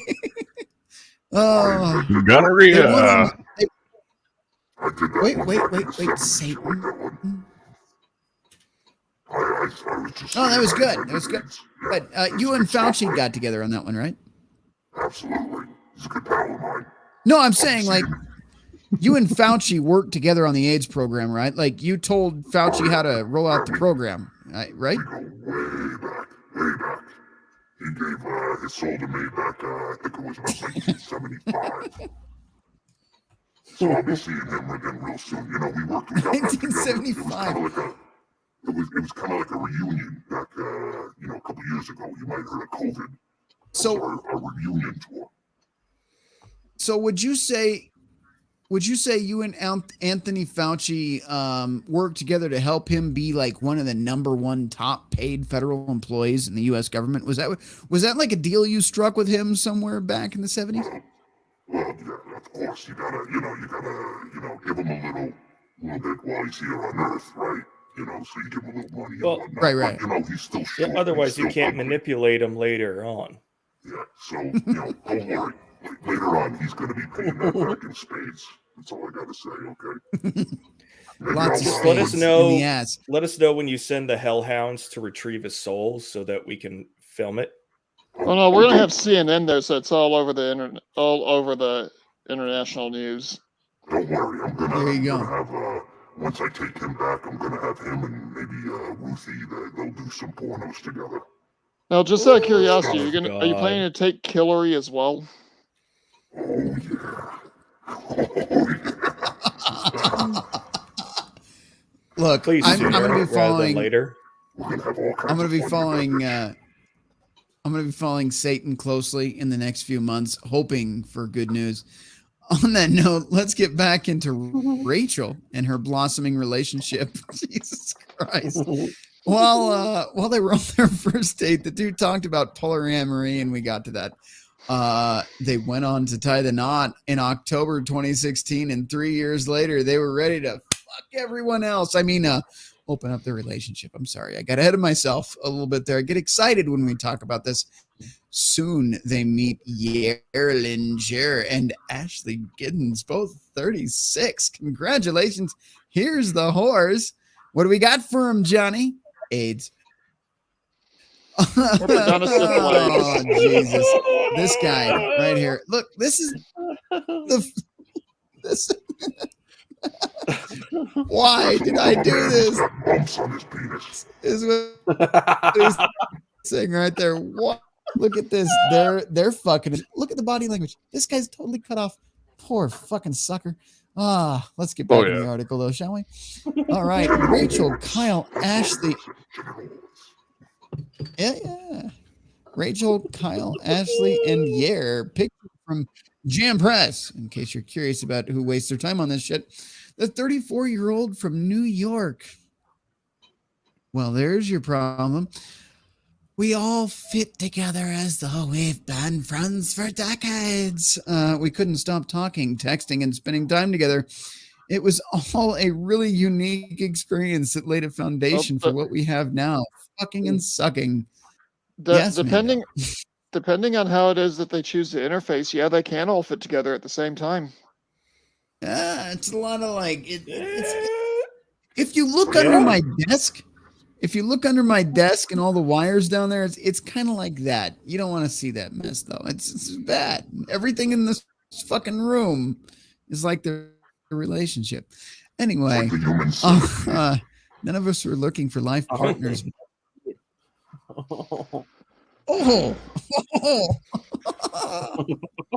Yes. So it's something like that. So if you were to put this slot, and then you were to this slot, and then you were to this slot, and then you were to this slot, it's kind of like that. It works.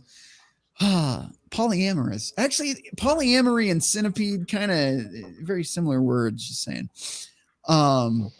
They also took the step to get divorced so they could form one union. Our lawyer, this guy's getting rich. Our lawyer who brought hold on, I'm freezing, I think. Am I back? Am I good? Hello, 3, 2, 1. There we go.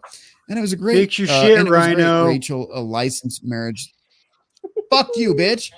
You haven't even been Hey, here Walt for Disney, 3/4 welcome of to the the show. party. I don't want to hear it. Oh, Jesus. Look at this fucking ice cream sandwich. I don't even need to read this. Eiffel Woo! Tower. That could be your daughter. Your daughter. Good thing I don't have one. That right. Ooh, that's good. That's not good. That's terrible. They're going to be spit roasting her later like a pig at a pig roast. Anyone up for some Hawaiian pig roast? Yes. Hawaiian. Listen, No, there's been a lot that has transpired since you've been in a world of your own tonight. We've had a lot of guests come and go. We had Tommy on the show. We had Billy on the show. They both had to go, but now that you're here, everything's better. But we also have a new guest on the show. I think he's fantastic. He's doing a great job. He signed several great deals in the past. I'm just saying, you know him, you love him. We've already been talking about him, but Jimmy, in case you didn't know, we do have Satan with us tonight. It's been a good time so far. I've heard Satan on the show. Apologies for being late to the party, people. I had to, of course, do my my shtick on the Redoctus side of things, and Were you fucking around, Jimmy? I have met, honestly, my Aussie brother that was born down under from my other mother. And Fan I am?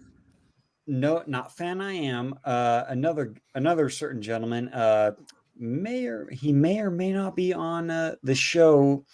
Well, my show, whenever I plan on doing another one. Don't judge me on missing on that shit. Tomorrow at you've been judged many Jimmy times. will be live. But I've sent my contact info. He will you will see him possibly in the Gilded Chats here pretty soon. Hey Jimmy, quick hey, question. What? Are you gonna have a show tomorrow at 7 p.m. sharp? We'll see. Jimmy Bones will come out. Well, you see, that answer leads me to only one conclusion. This fist for you, buddy. Hey, the All wooden right. fist for you, Miss Shaggy. All right. Wondering when Let's Satan give will take Biden's soul away Can I tell you about that Let's get fist back thing? So, and take before Trudeau's too. fucking outlaw sings too much. hold on, let me just tell you real quick about that fist thing. So when the people first arrived down in the big burning pit of hell, they issue them one of those fist things and we shove it right up their ass, and then they gotta walk the rest of eternity with the fist up their ass. Satan. Lovely, Satan. Satan, do we get three? Is the three options? Do we get spit, lube, or is it just going in dry? It's raw, baby. Wait. I think I know how this goes. I'll be sure to bring a pillow with me when I eventually go down there, so I have something to bite on. I think if you're in hell, the fucker goes something like this. Yeah, that's about right.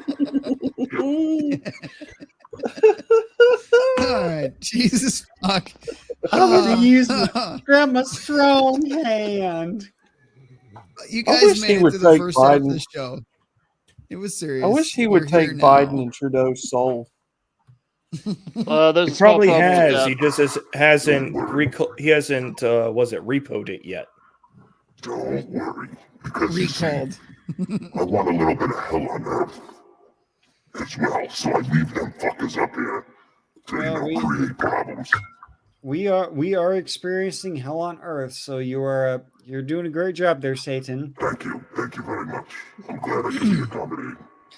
I would definitely say you've succeeded. Yeah. Yeah, I'm just saying I can't wait for Saint Michael and Jesus to come down with Don't utter those names in my presence. Saint Michael and Jesus. Silence. Yeah, you can't silence He's getting us there, angry buddy. at you, Jimmy. You may want to watch it. Look, my thing is, if you anger fucking Satan too many times, we may have to play Jimmy. Well, see, Jimmy has we might so have to many play Jimmy's paralysis script if you demons piss him that off. Satan has sent him. That's Yeah. probably why he's upset with Jimmy, because he has to keep recycling paralysis demons. Well, Because Mando and Nate keep scaring them off. Well, it's not just Mando and Nate. It's the images that I've seen because of a certain couple other individuals.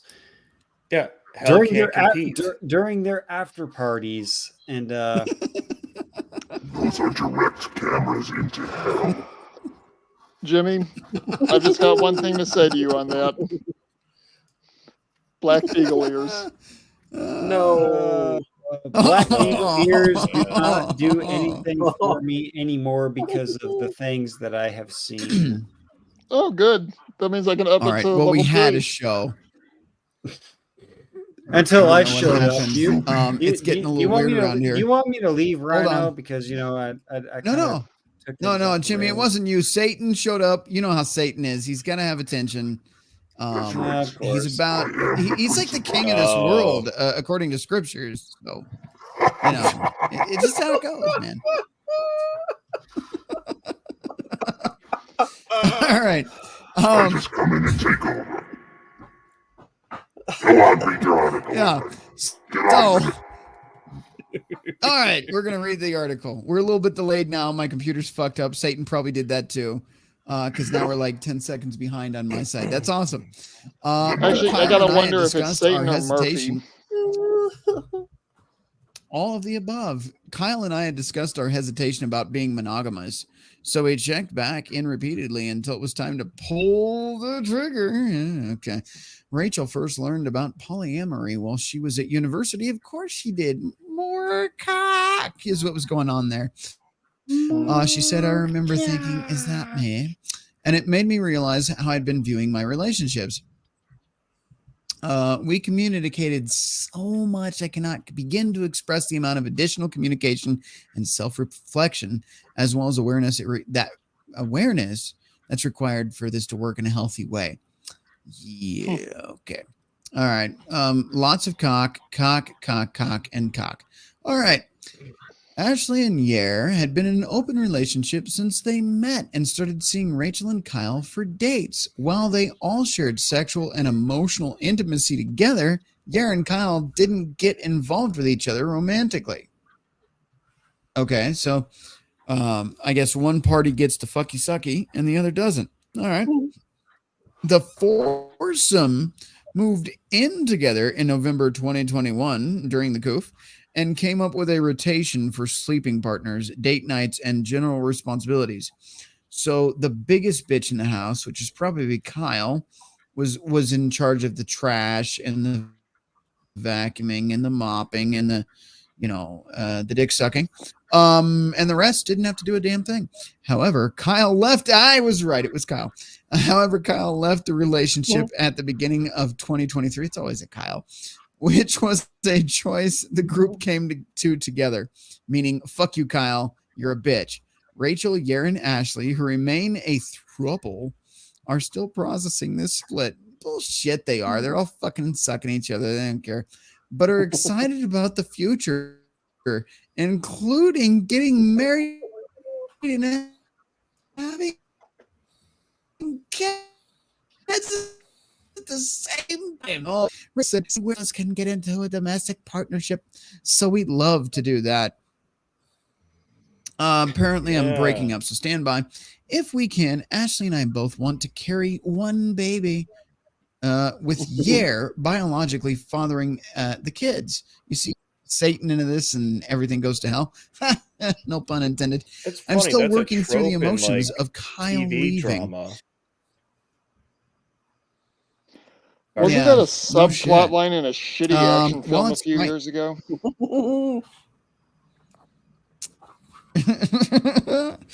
Yeah, something like that. I'm still working through the emotions of Kyle leaving. Sure you are, bitch.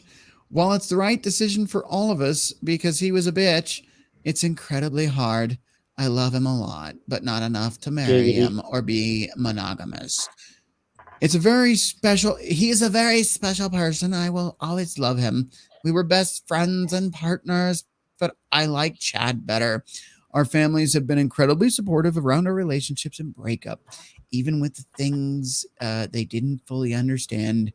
There was certainly an adjustment period with non-monogamy, but they have been truly welcoming, loving, and have made each of us a part of their family. Woo! We got a bunch of horrors. So Congratulations.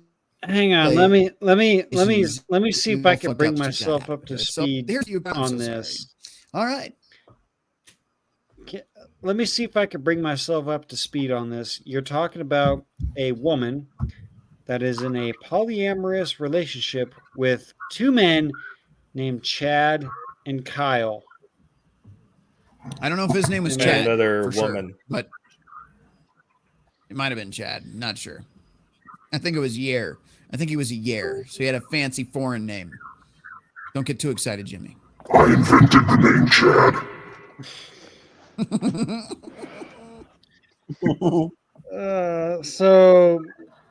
So this chick likes it from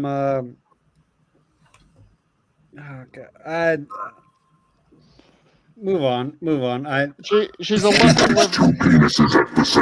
Move on, please. Move on. Hang on, Jimmy. This might make it easy for you. She's a lumpy liver licker who likes to get Eiffel Towered simultaneously. Ooh, that's a good way to put it. All right, Jimmy. I'm sorry you missed out on the whole show, but we're talking about bitches fucking other dudes while being with other dudes and fucking other dudes too. I don't know how else to explain that.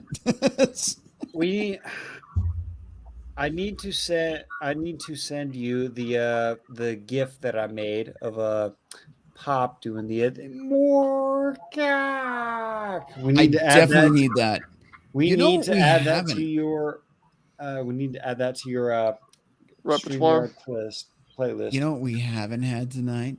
A proper introduction, and nothing is more sickening than not having a proper introduction 3 hours in. So let's go ahead and do that now. Damn, boy. Damn, boy, he's thick. Boy, that's a thick ass boy. Damn. Well, no. I have to every fucking time. It's required by Riggs Jr. So at least we got that over with. Oh, that's where that's coming from. Yes, Wow. Riggs Jr. is responsible for most of my poor life decisions lately. Excuses. Hey, Rhino, at least you're not on the rigs. That's true. Listen, we have an article here from Reuters.com. It's pretty involved, pretty scientific, and all that good jazz. Let's get into that. This is presented to you this hour, brought to you by Crusader Nate. So let's put that up on screen here. That article's nothing major. It was just going and referencing, and you're talking about the drop in testosterone levels in men over the past 20 years. Mm-hmm.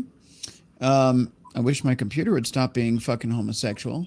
But we'll see. We'll see how it works out. Okay. Did it work? I can't tell. There we go. All right. I see this shit 10 seconds after it's on screen. All right. From Reuters. Men's testosterone levels declined in the last 20 years. Shocker. With everything we talked about tonight, you should already know this is a thing. But let's talk about it, shall we? All right. New York. Reuters Health. A new study has found that a substantial drop in U.S. men's testosterone levels since the 1980s. Shocking with Jackal statistics there. But the reasons for the decline remain unclear. I need somebody else, redpillrhino@hotmail.com, to send me the, are you sure about that? No. You sure about that?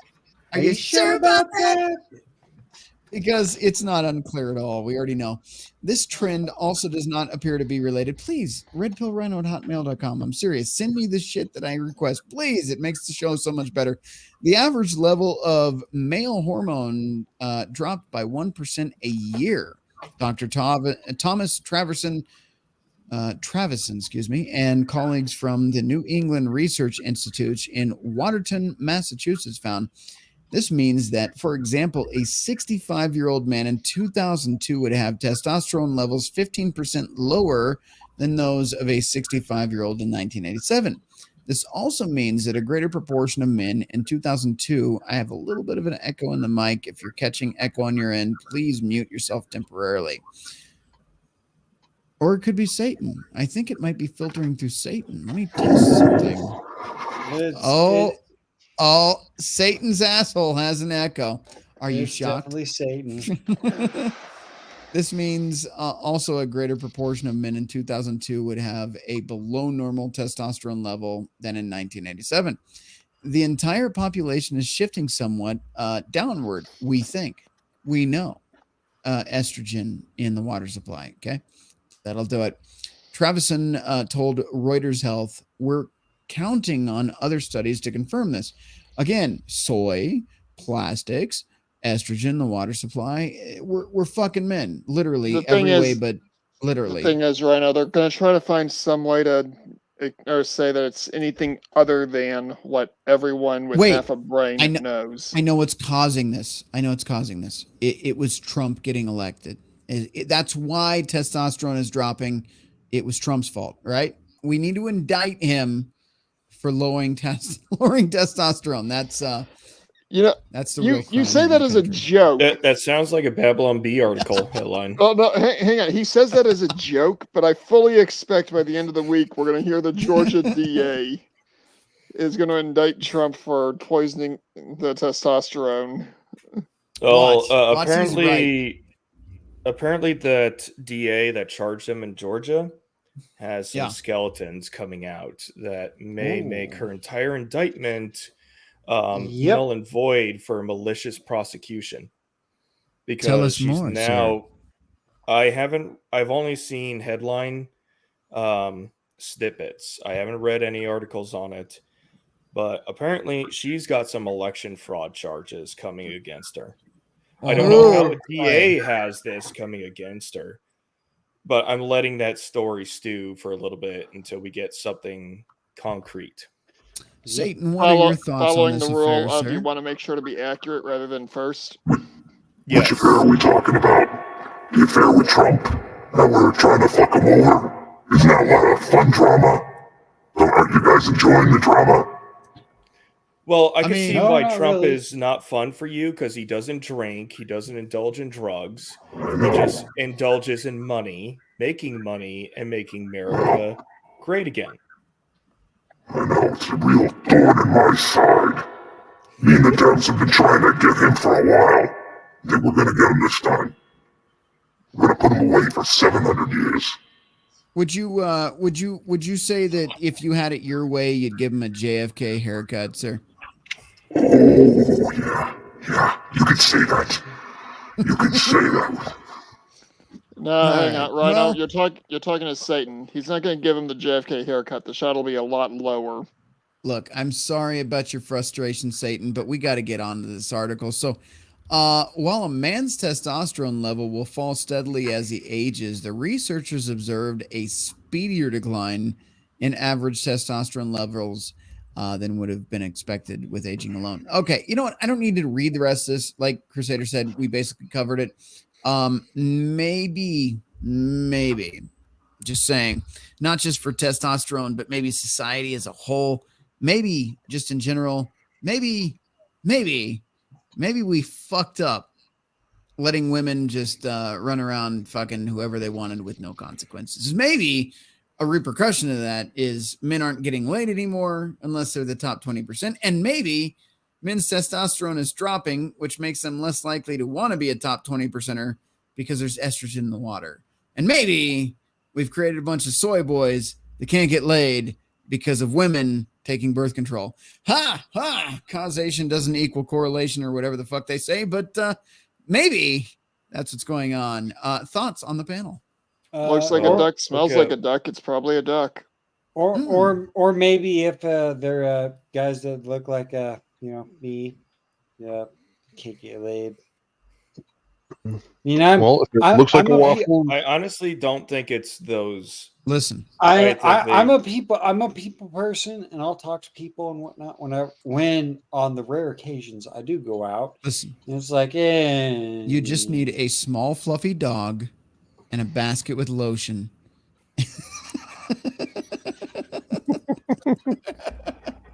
I'm letting that go. I'm letting that go. We know you have a Dahmer. We know you have a Dahmer fridge. I am not going to ask questions about why I need a small fluffy dog and lotion. Please don't tell us that you created a pit in your basement. Because it puts the lotion on the skin, or else it gets the hose again. Okay. That's okay. Would you, that's hey the Satan, reference. I need you to That's do the me a reference. favor. Would you do the "Would you fuck me" line? That's what I need to hear right now. Would you fuck me? Would you? Come on, you'd fuck me. I'd fuck me. He left out the best part. I'd fuck me hard, but close enough. All right. I'd fuck me so hard. Well, there was one thing I wanted to add to that. With the, I'm gonna look at Jimmy here for a second. Okay, with the amount of, let's just say, cultural enforcement that they're not trying to make independent people anymore. They would rather have drones that just go into work, clock in, do the work, clock out, go get entertained by some bullshit entertainment, eat something, rinse and repeat. Watch the football, eat the deep fried fat foods, and distractions. Everybody's being distracted, and very few people are taking initiative to improve themselves to get to be the I guess you could say the high value male when we're talking about us, because we're all men on the panel. But we've kind of we identify that that's part of programming. Some of us have broken out of it, maybe better than others. I know I haven't broken out of those bad habits as much as I should, but I'm at least aware, and we need to try to work towards not being the NPCs. Yep. I mean, if I put it that way, yeah. I can somewhat agree with that and whatnot, but we all know Pop has the 65 and out plan. I'm working on the 45 and out plan because I don't want to live on this fucking planet another 10 fucking years. Listen, bitch, you're stuck here as long as I am, so deal with it. Mando, your thoughts? I was just gonna say, Sean, you're talking like they're trying to create the Borg or something. Fuck you, asshole. And there's no fucking way that they're gonna try to assimilate everyone into a collective consciousness where only one person has a brain. And that'd be insane. Not until Starlink is mandatory for just going to work. You got to have a Starlink implant in you to do normal work. If you have not heard, just like Ghost in the Shell, there was an update on the whole Ukraine Russia bullshit and whatnot. Fuck you for bringing that here tonight, but go ahead. No, I fucking hate the Ukraine shit. It's a bunch of bullshit ruining our country. Apparently, Elon is the sole respondent for stopping a full nuclear retaliation. Shit. How do you figure? Apparently, this is not my words. I'm just saying what I've heard. Apparently, Starlink was contacted by the Ukrainian government saying, hey, we need to do this certain thing. And Starlink said, go fuck yourself. We're shutting this shit down. And what they shut down was possibly equivalent to what happened to Pearl Harbor. And if you don't know the full story about Pearl Harbor, you don't know. But if you do know the full story about Pearl Harbor, you know. And apparently, the people in contacts and whatnot said if this certain event would have happened, there was 100% going to be a nuclear retaliation. Yeah, I believe Elon's words was, "I am not going to facilitate the actions that is going to exterminate an excessive amount of people." Because they were going to attack the shipyards. It's either shipyards or a dock where their entire Black Sea fleet was occupied. So how'd they pull this off? Using his tech? Yeah, because his tech could be used for either communication, geosatellite positioning, or just satellite imagery. Mm-hmm. I mean, they're getting enough of that from our intelligence community, but Elon did not want to be a facilitator of a mass casualty incident in a war zone. So he said, "No, I'm cutting off Starlink to Ukraine." There you go. I mean, granted, with all his flaws and everything, his priority for the value of life is exceptionally high in his value list. And He just doesn't want this planet to look like a glowing snowball. Yeah. He doesn't. He really doesn't care about life. He just doesn't want the ground he's standing on to glow in the dark. They already activated one of their Satan nuclear missiles, which I'm guessing is named after you, Mr. Satan. No words? And Satan is muted. Sorry, I was just condemning a few souls into the pits. Anyone we happen to know? Probably not. Yeah, hopefully not. It would be very nice if a couple people with the name of Pelosi, Gingrich, Biden, and maybe you haven't figured it out yet, but they work for me. So they do your bidding, and then you stick your flaming hot penis up their a-hole. Well, he for their can't pleasure, take them out right? by contract. Yeah, don't worry. I'll recall them once they're done with what they need to. Yeah, I would rather not know what contract that they have signed in blood with you, good sir. Yeah. Don't worry. All right. I'll cover it during final thoughts. Speaking of final thoughts, here's the probability of. You guys got to check this out if you haven't already. I got standardsbro.com. I've used that. This is the female cat litter calculator. So let's just share the screen here. I want you guys to see the probability here for an average man and what a woman's luck would be with landing him. So here we are. Not married to start off with. He could be any race, including a fucking midget for all I care. That's not a race, but you get my point. Oh, wait, never mind. At least 5'8" tall. So no midgets. Any weight. He could be morbidly obese, the fattest fat fuck you'd ever fat fuck seen, earning at least $50,000, which is below the average. Okay. But still close to the average. 55 is the average, by the way, if you were curious. Probability. The dots are like suspenseful. They serve no purpose in the real world, but they are suspenseful. Okay. 9.4% of finding that man. U.S. male, population ages 35 to 45, that is single, that is in that criteria. 9.4%. Now, he has a 3 out of 5 aspiring cat lady score. That's pretty good. She's fucked.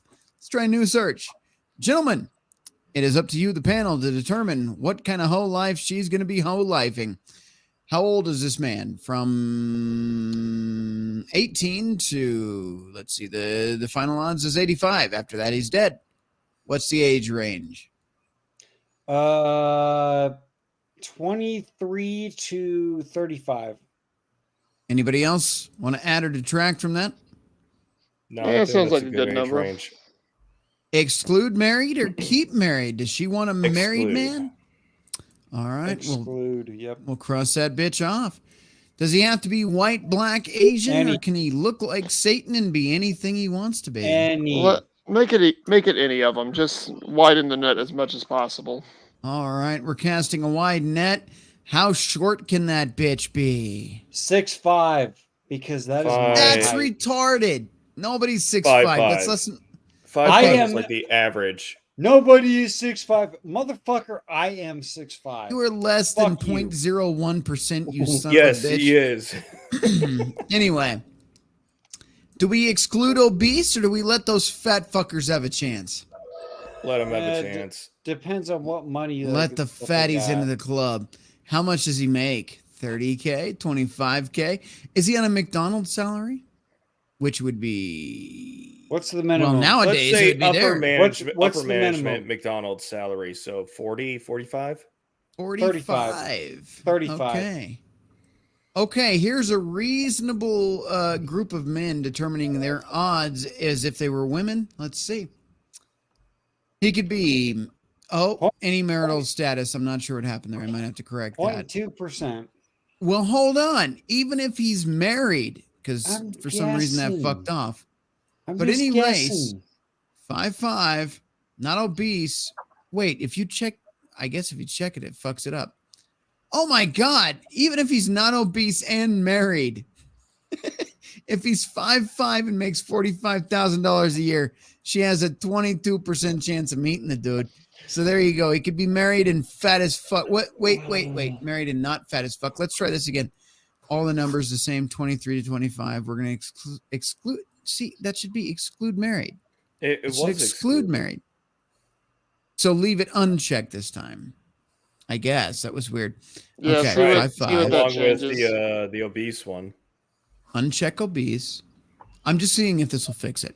45K. Find out. Okay. Any marital status. That's so stupid. Fix this shit. New search. It's broken. Exclude. Yeah, it's broken and usually it works just fine. Exclude. Find out, you bitch. Okay. Not married. Damn. Not obese. What are her odds? He can't be married. He can't be fat. He's at least 5'5". He makes $45,000 a year. What do we got for him, Johnny? 11.4%. She's fucked. She's fucked. The funny 23 thing to is, 35. Wait. I've How got about an you answer go this. to their their standards? 6 figure, 6 pack, 6 foot. No. I'm going to show these women how delusional they are. We're going to knock one thing down. We're going to knock it down to 30K a year. Okay. That's it. Living in this economy in the United States in 2023, he can be 5'5". He can be, you know what? Fuck it. We'll let him be obese. Let him be obese. Okay?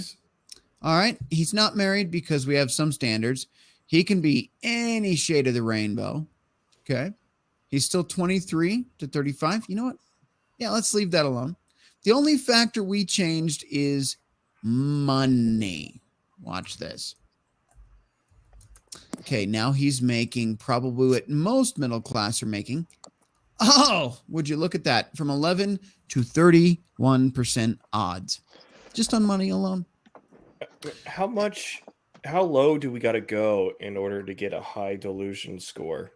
Okay, you're gonna have to actually take that the other direction and put it with the standards that women are asking for. Let me show you how we can make this reasonable. 21 to 37. Okay. That's go men to, that go to 45. Go to 45. Yeah, take it you to really at want least to go 45. that high. That's go to really 45. Go to 45. Let's actually go with a more acceptable. Let's go 5'7". 5'8". That's pretty much 5'8". 5'7" is pretty much the standard. We're gonna still exclude obese because, well, you know what? We can't exclude obese because that's 80% of our country. And let's go ahead and make an average income for the American middle class, 65. which is actually 55,000. Everything you're looking at now is the average man in this country. He's not married. He's 21 to 45. He's any race.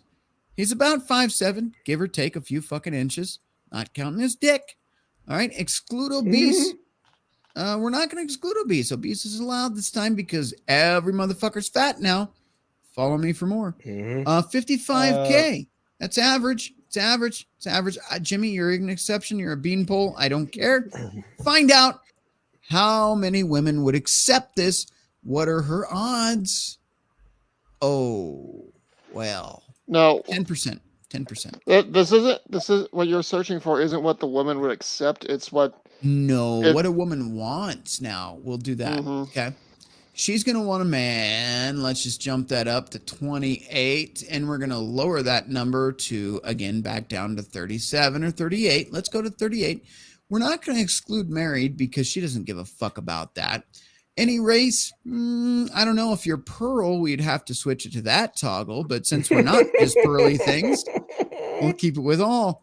Oh, wait. I'm sorry, ma'am. We're going to go to 6'1" because, you know, those metrics exclude obese because he can't be fat. He's got to be 6 feet or taller. Wait a second. Let's set the bar where it belongs. Is it 100K a year? No. Right above. Let's go to 105. 120. No. You think 120. Anybody else disagree? 105, 120. Where do you want to set it? Put it at 115. Just call it a nice happy medium. Okay, that's fine. All right. The women's odds. Look at these dots. They're so small. 3%. 0.08%. Look at all that cat litter. That's beautiful. 4 out of 5 cat Don't litter touch me bags. there. This is my no square. Now, hey, Rhino, go back to your search for a second. Okay. Now, the only thing I want you to change here, put the minimum income at $250,000. 500,000. No. Dude, that's like 0.2% of the country. That's not even, dude. Nobody's gonna make that. I know this, but this is what I've seen every time I've been on one of those asinine dating apps, and I'm in the Midwest. Not gonna happen. Oh my God, 1%, less than 1%. 1 dot. A tenth. Wow. I actually showed this to one of the soldiers I worked with at that hospital unit a few years back. And she was like, "Oh, I'll find a man that meets all these standards." I'm like, "No, you won't." Gentlemen. No, you fucking won't. Gentlemen, let's look at the average American standard. Okay. She does not care about married. She really doesn't. Any color again. The only thing we're changing now is 31 to 45 because we know he's financially stable. Well, it takes a while to get to that level. Right. So yeah, right. That makes sense. So we're going to move that number. We're going to look at what women actually want now. Let's knock this down again because most bitches are this petty. We're going to go back down to 115. Okay. To be fair. Okay. He's got to be, we're going to knock that down a peg. Okay. No. Exclude obese. He cannot be obese. That's bottom line. Yep. I don't give a fuck what you fat fucks think. Get on the keto diet. Bitches don't want them fat fucks. Anyway, move on. Probability 1.6. That's her odds of finding the man she wants. So if they don't want no scrubs, they've got to lower their standards. You know what? Here's what would give them real odds. Let's try this. Let's go to the same thing. 31 to 45. We're going to exclude married this time because we're not accepting hoes. We're going to go back to 5'7". Yep. We're going to go back to, 30K because most men are not making even that, sadly. And that's even fucked. I mean, 31 to 45, exclude married, any color, exclude obese, 5'7", 30K. This is already the bare minimum for men. How many men have all this in this country? 0.02%. 10%. 10% of men living in the country meet that criteria. Let's go over that again. 10% of men between 31 and 45 that are not married. I could, but that would skew it. Because 31 and 45. I'm curious. 10% of men between 31 and 45, not married, any color, any shade, anything. 5'7" is the average height. Could be taller. Could be. Yeah, it's a minimum. Excuse me. Could be taller, but that's a minimum. Not obese. 30K. Let's throw in obese because 80% of the country. 10% before. Let's see what it is now. 18% better odds. Okay. Let's try one more thing. 31, 45. Include married. Find out. Wow. Oh, if you're willing to take a married man, that makes 30K, might be obese, 58%. Holy shit. Okay. Holy now, shit. did you know there's actually a calculator like this that goes into the men's standards as well? Yes, I have seen that one as well. And it's even worse. But here's the thing. Let's just do what we did here. We had 58%. All we need to do is change that box right there. Watch this. That's the only box we changed. That's it. That is what is telling you women are sharing men right there. Yes. That's it. There you go. Well, if you watch enough Fresh and Fit, when they ask this question and they ask it consistently, are you willing to share a man who's married to someone else, but you're getting benefits from it? So, i.e., a sugar daddy. They all say yes, except for the minority of a few who are like, no, it's got to be my man and no one else's. Fucking terrible. All right. Granted, that's Miami women, but yeah. Well, I think we're about at the point in the episode where we can actually do final thoughts. I don't know what to say after that, honestly. You see where our civilization is going. We've broken it down statistically. We've broken it down with birth control. We've broken it down with polyamory. I think we've made a case for it as best we can. Now, the thing is, I can ask the opinions of the panel.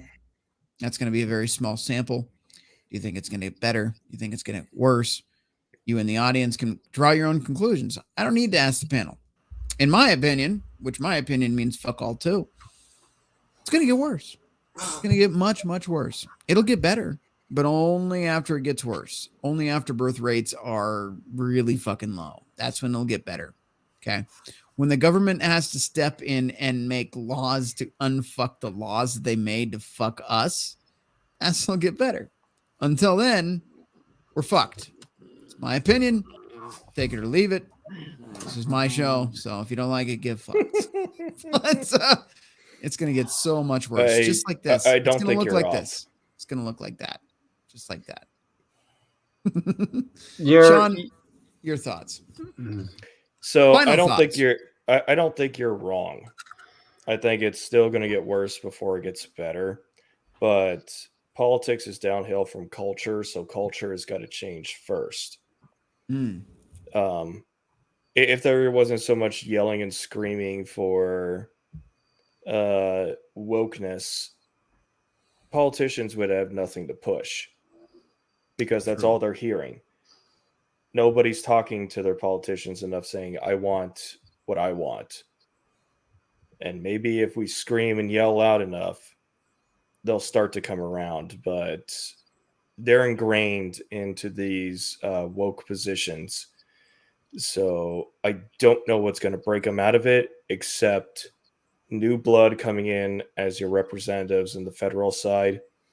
But it also starts at the local level too. You've got to get local people that you want in power to make the changes or to keep the status quo the way you want it to. Fair enough. All right. We'll jump to Jimmy because he looks like he's about to puke, cry, or fall asleep. I'm not sure. He's Jimmy, going to puke. Your final thoughts, sir?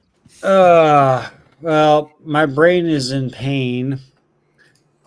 I'm taking my glasses off just so that you know that I am not insane. Hey, yes, I made that rap. To piggyback off of Sean's comment there, We need new blood in politics to tell all of the old blood and old money to go fuck themselves. Fuck you, you cocksucking motherfuckers, and all that good stuff. But I'm gonna piggyback off of what I mentioned on Billy's stream the other night. Men, god damn it, listen to that tiny little voice in the back of your mind that is ingrained in your DNA saying reproduce, raise your children, raise them to be fucking warriors, raise them to be fucking savages, raise them to say, you know what, fuck you to the establishment bullshit that has gotten us to this point. I want to see a lot more of that. But then again, it is what it is. You know, women aren't shit, you know, and blah, blah, blah. And you know, we all know that fucking shit and whatnot. There are good women out there. People can laugh at me when I say that. There are good women out there that are saying the exact same fucking thing that we're saying. And we need to bring them into our circle. I don't give a fuck if people want to fucking talk shit. Oh, we don't need fucking women. Fuck you. Without women, society will collapse. Bring in the right kind of women, the right kind of right-minded women that are on the level and about what we are wanting to do with the future, which is create a better society, because this society has gone completely fucked. All right. There you go. Those are the final thoughts from Jimmy Bones. I can't say it's completely wrong. Society has gotten a little fucked. Let's see. Mando, your final thoughts, sir. Well, yeah, society is completely boned, and not in a good way. Again, I'm gonna quote the old X-Files when it comes to women actually. Okay, let me recant. There are some good women out there. They're already married, or they've aged out. The current generation, don't waste your time. At least not unless you want to be like me and have yet more of your faith in humanity die every time you just try to get a hello. Well, that or herpes gonadal AIDS. You could try that too. Ooh. But that's my final thoughts on this one for tonight. All right, sir. We'll move over to MGTOW Outlaw. Your final thoughts, sir. Oh, I need to unfuck myself. That's my fault. Oh, man. This is why I stay single. I know that's an old cliche, but keeps me out of trouble. Short, sweet, and to the point. All right. All right. We'll leave it at that. Put you backstage. We do have an after party, by the way. If you would like to join the after party, the link is in the description. No, not in the description. What am I saying? In the chat on MGTOW, Rumble, and YouTube. So you can join us over there. Got a couple more final thoughts, and then we'll get the fuck out of here. It's been a long stream. I promised you a shorter one. I lied to you. But that's every time I tell you it's going to be shorter. It's a long stream. So don't listen to me. If I say it's going to be a short stream, it's long. If I say it's going to be a long stream, we'll cancel it halfway through. We have a final thoughts from Jackal the Emperor. Looks like Crusader decided to call it a night, which I don't blame him. It's been a long episode. So Jackal, it's on you. Final thoughts, sir. All right. Oh, well, keep your head on a swivel. Make sure you look for the little crumbs of what's going on behind the curtain, because the people that are doing this nonsense, the ones pulling the strings and sticking their hands up the puppets, they're not just going to tell you what they're planning on doing. You need to piece it together. If it means that you have to go full NCIS detective and put a whole just fandangery of shit on the wall and literally put little pins in each picture and tie the strings together to piece it together and figure out what the fuck is going on, do it. Do what you need to do to figure it out so you can get a good picture of what's going on, because information is your greatest weapon. I'm pretty sure Alex Jones has said this before. It is an information war, and they want to keep as little information of what they're actually planning to do to us away from us. They're trying to keep as much of that out of the public eye. They want as few of us to know about it as possible. That's why YouTube probably throttled us halfway through this stream. But that's besides the point, because YouTube is fucking dying. You noticed that, did you? Yes, yeah, it was I did. Cute. We got halfway through the stream and we dropped all of our viewers. It was wonderful. Oh, all of our viewers. All at once. We had a couple stragglers, some dedicated viewers, but yeah, YouTube ripped us off the platform real good. Of course they fucking do. Yeah, Susan's replacement's still a fucking cunsicle. Anyways, so just keep your ear to the ground, keep your eyes open, and keep your hands moving, and be productive. Prepare, or you will be square in a box, I mean, because you'll be fucking dead. So, as the first sergeant would say, pack up, stack up, and rack up. If you don't, you're fucked. And you may as well just get the lawn chair out and bust out the Jack Daniels and the Everclear, because, well, at least that way you can go out partying, I guess. But you can that's also black do pill. both. You could do both at the same time. You know, you could double fist it, you know, Jack Daniels in one hand, Everclear in the other. But that's up to you how fucked up you want to be when it's time to go. But either way, just do what you want to do. And good luck, I guess. All right. That's Jackal's final thoughts. Now, usually I don't prefer to let the forces of evil take my show out. But because the forces of evil is the entire topic of my show, we're going to leave the final thoughts and the outro to Satan. That's right. Satan actually chose our outro tonight. I think you guys will like it, maybe. But in the meantime, Satan, the floor is yours. Final thoughts, sir. Do you have my music? Put on my music. Yeah, that's our outro, bitch. All right. You know, this world's kind of fucked up, isn't it? Yeah. You got a guy in charge of your country who doesn't know his head from his fucking ass. You can't even go to the store without paying out your ass. Gas costs too much money. This costs too much money. That costs too much money. The world's going to shit. The women, they're covered with STDs, and they don't even want to look at you. It's kind of fucked up, isn't it? Isn't the world just feel like it's just going to shit? And it's like every day, right? Every day there's something new, something that fucks with you, something that pisses you off. Remember that day that you left the house?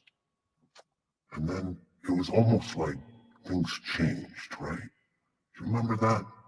And you couldn't quite put your finger on what day that was. But things were all kind of different, weren't they? Well, I'll tell you why. It's because you're already dead. And you're in hell right now.